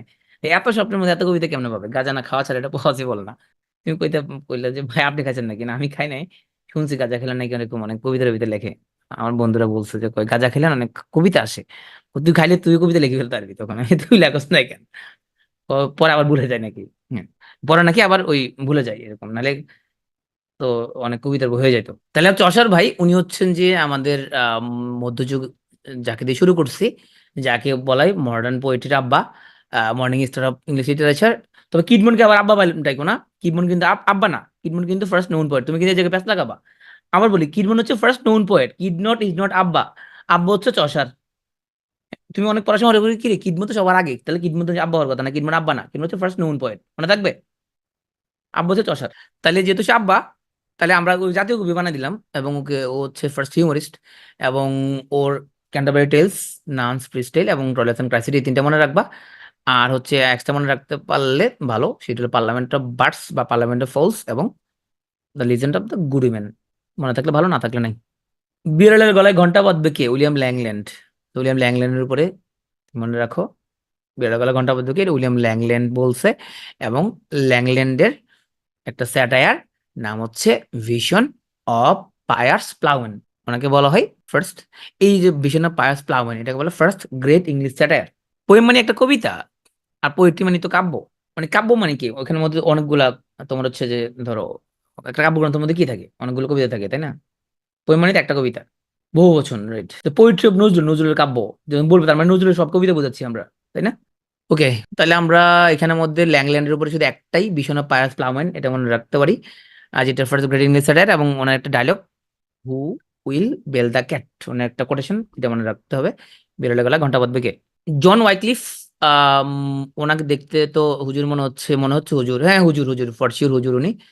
তার মানে যেহেতু হুজুর, তার মানে উনি বাইবেলকে মনে অনুবাদ টনুবাদ মনে হয় করছে সম্ভবত, দেখি আসলে তোমার হচ্ছে যে করছে কিনা। তো ওয়াইক্লিফ, ওয়াইক্লিফ ভাই দেখি কি করছে, হুজুর ভাই কি করছে। আহ যদি পরীক্ষায় কোনো কখনো যদি দেখো আলফ্রেড দ্য গ্রেটের নাম নাই, তখন তুমি ওরে ফাদার অফ ইংলিশ প্রজ বানাই দিবা। আলফ্রেড দ্য গ্রেট ভাই কি করছিল প্রজ, সে অ্যাংলো স্যাক্সন ক্রনিকলকে কম্পাইল করছিল, অ্যাংলো স্যাক্সন ইতিহাস লিখছিল। আর ওয়াইক্লিফ ভাই কি লিখছে, উনি বাইবেলকে ট্রান্সলেট করছে, উনি বাইবেলকে ইংলিশে ট্রান্সলেট করছে। তাহলে আমাদের ওয়াইক্লিফ ভাইও, বাইবেল তো আর সে পদ্যে ট্রান্সলেট করে না, সে তো কবিতা লেখে না বাইবেল দিয়ে, যে বাইবেল গদ্যে ট্রান্সলেট করছে। তাহলে ওয়াইক্লিফ ভাই উনি বাইবেলকে ট্রান্সলেট করে উনি হয়ে গেলেন ফাদার অফ ইংলিশ প্রস। পরীক্ষা যদি থাকে Alfred the great, Alfred the great দিবা, উনি না থাকলে ওয়াইক্লিফকে দিবা। তাকে বলে মর্নিং স্টার অফ রিফরমেশন এবং ইভিনিং স্টার অফ স্কলাস্টিসিজম। এখন রিফরমেশন কেন বলা হয়, কারণ তার আমলে দেখা গেল এখানে চার্চের মধ্যে তোমার দুই গ্রুপ হুজুর, এক গ্রুপ বলতেছে যে সব রাত হারাম, এক গ্রুপ বলতেছে না সব রাত হালাল, এক গ্রুপকে সব রাতে খাওয়া যাবে, এক গ্রুপকে খাওয়া যাবে না। এখন যেরকম মুসলমান হুজুরদের মধ্যে ঝামেলা, তখন ওইরকম খ্রিস্টান হুজুরদের মধ্যে ঝামেলা ছিল, সবসময় ছিল হুজুরদের মধ্যে ঝামেলা। তো এই ঝামেলাগুলো তখন খুব তীব্র আকার ধারণ করছে, ওরা দুই ভাগ হয়ে গেছে, এক গ্রুপে আমরা প্রোটেস্ট্যান্ট, এক গ্রুপকে আমরা ক্যাথলিক। ক্যাথলিক প্রোটেস্টান্টদের আহ, তোমার পার্থক্য সামনে আমি কখন সুযোগ পেলে বলবো, তাহলে তুমি একটু গুগল করতে পারো ক্যাথলিক প্রোটেস্টান্টদের মধ্যে পার্থক্য কি, সামনে কখন সময় পেলে আমি বলবো। তো এই ওয়াইক্লিফ সে চিন্তা করলে এইসব ঝামেলা টামেলা না করে আমরা মিলেমিশে এখানে থাকা দরকার, এই ধর্মটা রিফরমেশনের দরকার। এখানে তারা বলে morning star reformation. Sir Thomas Mallory এবং আচ্ছা, পথিক তুমি পথ হারায় আসো কে লিখছিল বলো তো? বঙ্কিমচন্দ্র কিসে লিখছিল? কপালকুণ্ডলাতে লিখছিল। এটা কি বলা হয়? এটাকে বলা হয় বাংলা সাহিত্যের প্রথম রোমান্টিক লাইন। পথিক তুমি বেলায় নিয়ে আসছো, তুমি আমাকে এভাবে ইনবক্সে কেন নক দিচ্ছ? ওই পথিক তুমি ভুল জায়গায় নক দিচ্ছ আমাকে। এই যে পথিক ভুল জায়গায় নক দিচ্ছে ইনবক্সে, পথিক পথ হারাই বলছে, এটা যেরকম বাংলা সাহিত্যের প্রথম কোন রোমান্টিক কথা, ইংরেজি সাহিত্যের যে প্রথম যে রোমান্স, যে প্রজে, যে গদ্যে, সেই গদ্যের নাম হচ্ছে মর্টেডি আর্থার, লেখছে sir Thomas Mallory. Sir Thomas Mallory ভাই উনি লেখছে মর্টেডি আর্থার। এটা ফার্স্ট মেজর প্রস ফিকশন, যেখানে প্রথম রোমান্টিক কথাবার্তা ব্যবহার করা হয়েছে। এর আগের লোকজনের মধ্যে রোমান্টিকতা কি ছিল না? তো শালা বাচ্চা কাচ্চা হয়েছে কেমনে? রোমান্টিকতা না থাকলে, না রোমান্টিকতা ছিল হয়তো, ওরা তো লজ্জাই হতো গল্পের মধ্যে লেখে না আর কি, মানে এটা যে গল্পের মধ্যে লেখা যায় এটা হয়তো ওদের আগে কেউ চিন্তা করে না, বাচ্চা কাচ্চা করতে হবে রোমান্টিকতা না থাকলে, ছিল রোমান্টিকতা নিশ্চয়ই, কিন্তু ওরা তো লেখে না কি। ম্যালোরি ভাই চিন্তা করছে না রোমান্টিক কথাবার্তা তো আসলে লেখার দরকার। বঙ্কিমচন্দ্র যেমন লিখে বলছে যে পথিক তুমি ভুল পথে আসো, তুমি বিপদগামী হয়ে গেছো পথিক, বাসায় যাও পথিক, বাসায় যাও। তো যাই হোক, এই ধরনের এক নাউজুবিল্লাহ মার্কা কথাবার্তা বলা যাবে না। আমরা দান্তে পারকে চলো, দান্তে ভাই আবার নরকে পাঠিয়ে দিবে। তো দান্তে ভাই উনি হচ্ছে ইতালির, আবার আবার ইটালিয়ান ল্যাঙ্গুয়েজের আব্বু। ইটালিয়ান ল্যাঙ্গুয়েজের আব্বু দান্তে ভাই, উনি হচ্ছে সুপ্রিম পোয়েট অফ ইটালি। ইটালিতে গেলেই তুমি দান্তে ভাইয়ের কথা শুনবে, এবং উনি আবার খুব বিখ্যাত একজন তোমার রাইটার। এবং আমরা হচ্ছে যে মূলত ড্যান ব্রাউনের ইনফার্নো যারা পড়ছো, সেইটার মধ্যে কাভারের মধ্যে কিন্তু লেখা আছে যে তোমার দান্তের তোমার যে হেলের একটা ছবি ওখানের মধ্যে আছে। দান্তে হলো ইটালিয়ান ল্যাঙ্গুয়েজের সবচেয়ে বড় তোমার হচ্ছে যে কবি, সুপ্রিম পোয়েট অফ ইটালি বলা হয় ওনাকে। ওনার ফেমাস যে মহাকাব্য নাম হলো ডিভাইন কমেডি। ডিভাইন কমেডির একটা বিখ্যাত কবিতার নাম হচ্ছে ইনফার্নো। ইনফার্নো অর্থ হলো দোজক, নরক। হুম? এই ইনফার্নো নামে ড্যান ব্রাউনের একটা উপন্যাস আছে, কিন্তু ওই এটা হলো উপন্যাস, আর এই ইনফার্নো হলো কবিতা। এই কবিতা হচ্ছে কোন কাব্যের গ্রন্থ? দান্তের দ্য ডিভাইন কমেডির। তাহলে ফেমাস এপিকের নাম হলো দ্য ডিভাইন কমেডি, দান্তে পুরো নাম দান্তে আলিগিরি। আর এই কাব্যগ্রন্থের বিখ্যাত কবিতার নাম হচ্ছে ইনফার্নো। এই ইনফার্নো কাব্যের মধ্যে নরকের 7টা ধাপ দেখানো হয়, যেখানে কবি তোমার হচ্ছে যে নরকে ঘুরতে গেছিল, নরকে ঘুরতে যায় দেখলো যে যে তোমার যারা ট্রিচারি করে, মানুষের লাগে চতুরতা করে, ওদেরকে এখানে রাখা হয়। যারা ফ্রড তারা এখানে, যারা ভাইলেন্স করে তারা এখানে, যাদের যারা যারা প্রচন্ড রাগ খুব, তারা অ্যাঙ্গার আছে তারা এখানে, যারা প্রচন্ড লোভী তারা এখানে, যাদের প্রচন্ড কাম বাসনা তারা এখানে। এভাবে উনি দেখছে যে নরকের 7টা লেয়ারের মধ্যে বিভিন্ন লোকজন এখানের মধ্যে অবস্থান করতেছে। এই যে নরকের বিভিন্ন লেয়ারের মধ্যে বিভিন্ন লোকজন এখানে এরকম অবস্থান করতেছে, এটা হচ্ছে তার ইনফার্নো কবিতার বিষয়বস্তু। এটা হলো ড্যান ব্রাউনের থ্রিলার, এটা হলো উপন্যাস। ড্যান ব্রাউন কিন্তু আবার মধ্যযুগের না, কোন যুগের? সেটা কোনো জীবিত, সে এখনো পোস্ট মডার্ন টাইমের, সে এখনো জীবিত। আমরা ক্লাসটা শেষের দিকে চলে আসছি, এখন আমরা যাকে বলবো তার নাম হলো জন গাওয়ার। ওর নামটা আমার কেন জানি গোয়ার গোয়ার মনে হয়, ও একটা গোয়ার, কারণ ওর লেখাযোগ্য গুলো গোয়ার, এবং খুবই কঠিন কঠিন লেখা লিখছে সে, সে একটা গোয়ার। তো জন গাওয়ার ও লিখছে স্পেকুলাম হোমস, যেগুলো লিখছে সে নামগুলো কঠিন, এটা মনে রাখতে হবে, যা যেগুলো যেগুলো সে লিখছে নামগুলো খুব কঠিন। স্পেকুলাম মেরিটান্তিস, বক্স ক্লামান্তিস, কনফিউশিয়ামান্তিস, নামগুলো একটু কঠিন আছে, তো নামগুলো খুব কঠিন টান্তিস। জন গাওয়ার যা লিখছে সবগুলো, যা লিখছে গাওয়ার, গাওয়ার নামগুলো একটু কঠিন, এটা মনে রাখলেই হবে। তো গাওয়ার কঠিন। তো গাওয়ারের বক্সলা আমান্তিস, কনফিউশন আমান্তিস একটা মুখস্থ রাখা লাগবে না, এমনি মনে থাকবে, খুব গুরুত্বপূর্ণ না। আর গাওয়ারকে পড়ে আমরা হচ্ছে আজকের ক্লাসটা আমরা এখানেই শেষ করতেছি। তবে শেষ করার আগে আমরা একটু রিভিউ করি পিছন থেকে। তো গাওয়ার গুলো নামগুলো একটু কঠিন কঠিন, স্পেকুলাম হোমস, মেরিটান্তিস, ক্লামান্তিস, আমান্তিস। ইনফার্নো হচ্ছে যে দান্তের একটা বিখ্যাত কবিতা, দা ডিভাইন কমেডির অন্তর্ভুক্ত। দান্তের বলা হয় ইটালিয়ান ল্যাঙ্গুয়েজের আব্বা, সুপ্রিম পোয়েট। মেলোডি লিখছে মডেলি আর্থার, এটা ফার্স্ট রোমান্স এখানে আছে, এবং এটা ফার্স্ট মেজর প্রস ফিকশন। ওয়াইক্লিফ ভাই হুজুর ছিল, চার্চের হুজুর ছিল। চার্চ রিফরমেশনের জন্য সে চেষ্টা করছে, বাইবেলকে ট্রান্সলেট করছে, এবং ফাদার অফ ইংলিশ প্রস বলা হয়। তারপরে আমাদের ভিশন অফ পায়ার্স প্লাওয়েন, এটা বলে ফার্স্ট গ্রেট ইংলিশ স্যাটায়ার, লেক্স উইলিয়াম ল্যাংল্যান্ড। ল্যাংল্যান্ডের উক্তিটা কি? উক্তিটা হচ্ছে বিড়ালে গলা ঘন্টা বাজবে কে, who'll bell the cat. Legend of good উইমেনকে লিখছে কও, এবার দেখি পিছন থেকে যাই। লিজন অফ গুড উইমেনকে লিখছে কও। লিজন অফ গুড উইমেন লিখছে আমাদের অত্যন্ত প্রিয় ভাই, এ ভাই চসার ভাই, আমার এটা করছে সাহিত্যের জনক আমাদের। ও ওয়াইক্লিফ আটকে গেছে, চসার ভাই লিখছে। Is an of good women. তারপরে পার্লামেন্ট অফ ফলস অথবা পার্লামেন্ট অফ বার্ডস, এটা লিখছে আমাদের চসার। রাইম রয়্যাল এটা কিসে ইউজ করছে? চয়লাসেন ক্রাইসিডির মধ্যে রাইম রয়্যালটা ইউজ করছে। ক্যাটাবেল টেলসে কয়টা গল্প আছে? 24টা গল্প আছে। তারপরে বিউলফ রাইটের নাম কি বলতো? বিউলফ রাইটের নাম যদি কেউ বলতে পারো সে পেয়ে যাবে আজকে 300 টাকা বিকাশ। রাইটার নেই আছে, তো বিউলফের কোনো রাইটার নাই। ওকে, আমরা দেখি তাহলে এতক্ষণ যা বললাম আসলে আমরা কিছু শিখছি কিনা। হয়ে যাবে দ্রুত, ক্লাস শেষ করে উত্তর পারলে ক্লাস শেষ করে দিব। Euphemism means inoffensive expression. Okay, inoffensive expression, very good. বেশি ভাই কারেক্ট আনসার দিতে পারছো। তাইলে ইউফেমিজম মিন্স হচ্ছে ইনঅফেন্সিভ এক্সপ্রেশন। কনসোনেন্টটা রিপিটেশন হয়, আমরা জানি কনসোনেন্ট যদি রিপিটেশন হয় তাহলে বলা হয় আইলিটারেশন, বাউল হলে তাহলে বলে অ্যাজোনেন্স, আর ওয়ার্ড যদি হয় তাহলে বলে অ্যানাফোরা। ফানি পোয়েমস, ছড়া, 5 লাইনের ছড়া, এটা বলা হয় লিমেরিক। আনলাইক থিংকে আমরা কম্পেয়ার করব লাইক অর অ্যাজ ইউজ করে। লাইক অ্যাজ ইউজ করলে এটা হয়ে যাবে সিমিলি, লাইক অ্যাজ ইউজ না করলে এটা হয়ে যাবে মেটাফোর। ক্লাইম্যাক্স কখন ঘটে? বিগিনিং এ, এন্ডে, হাইটে, কনফ্রন্টেশনে, এট দ্য হাইটে ঘটে ক্লাইম্যাক্স। যেই ধরনের গানের মধ্যে কোন ধর্মীয় স্যাক্রেড ইমোশন জড়িত, সৃষ্টিকর্তার গুণগান গাওয়া হয়, এটা বলা হয় হাইম। Child shows the man as morning shows the day. Morning shows the day, morning তোমার শো করে দিন। The child shows the man as morning shows the day, as আছে থাকলে হচ্ছে সিমিলি। রেজিস্ট্রেশন পিরিয়ড কোনটা? জিনিসটা মনে রাখবা, 1660 সালে কি করছিল? মানুষজন চিন্তা করছে আমাদের ডেমোক্রেসি দরকার নাই, এখানে আমাদের রাতের বেলা ইলেকশন হচ্ছে, রাজা আবার চলে আসবে। 1649 সালে রাজার কল্লা কাটে ফেলা হয়েছিল, 11 বছর ছিল ওখানের মধ্যে ডেমোক্রেসি, তারপর আবার ওরা ফিরে গেছে রাজার আমলে। তাহলে 1660 থেকে কি আমাদের রেজিস্ট্রেশন হয়েছিল। জ্যাকোবিয়ান কোনটা? রাজা জ্যাকবের আমলে, 1603 থেকে 1625 জ্যাকব। আর 1625 থেকে 49 পর্যন্ত রাজা চার্লস, চার্লস নামে ক্যারোলিন। তাহলে 1603 থেকে 1625 পর্যন্ত এটা হচ্ছে জ্যাকোবিয়ান পিরিয়ড, এগুলো পড়বো আমরা। রোমান্টিক কোনটা? রোমান্টিক পিরিয়ডটা খুবই ছোট, খুবই ছোট, এই জন্য কি করতে হবে? তাড়াতাড়ি বিয়ে করে ফেলতে হবে, তাহলে রোমান্টিক টাইম পাবা না বেশি। একটা জীবন ধর্মী আজকে যত কথা বলছি সবচেয়ে তোমার এই মূল্যবান কথা হচ্ছে এটা, এই রোমান্টিক টাইম শেষ হয়ে যাবে পরে, হরমোন শেষ হয়ে গেলে শেষ। তো 98 থেকে 98 না থাক, চাকরি বাকরি পাওয়ার পরে, এখন না ভাই, এখন এগুলো মাথায় তো বই বাজে ভাই, আপনার কথা মতো বিয়ে করে চাকরি হারাইছে।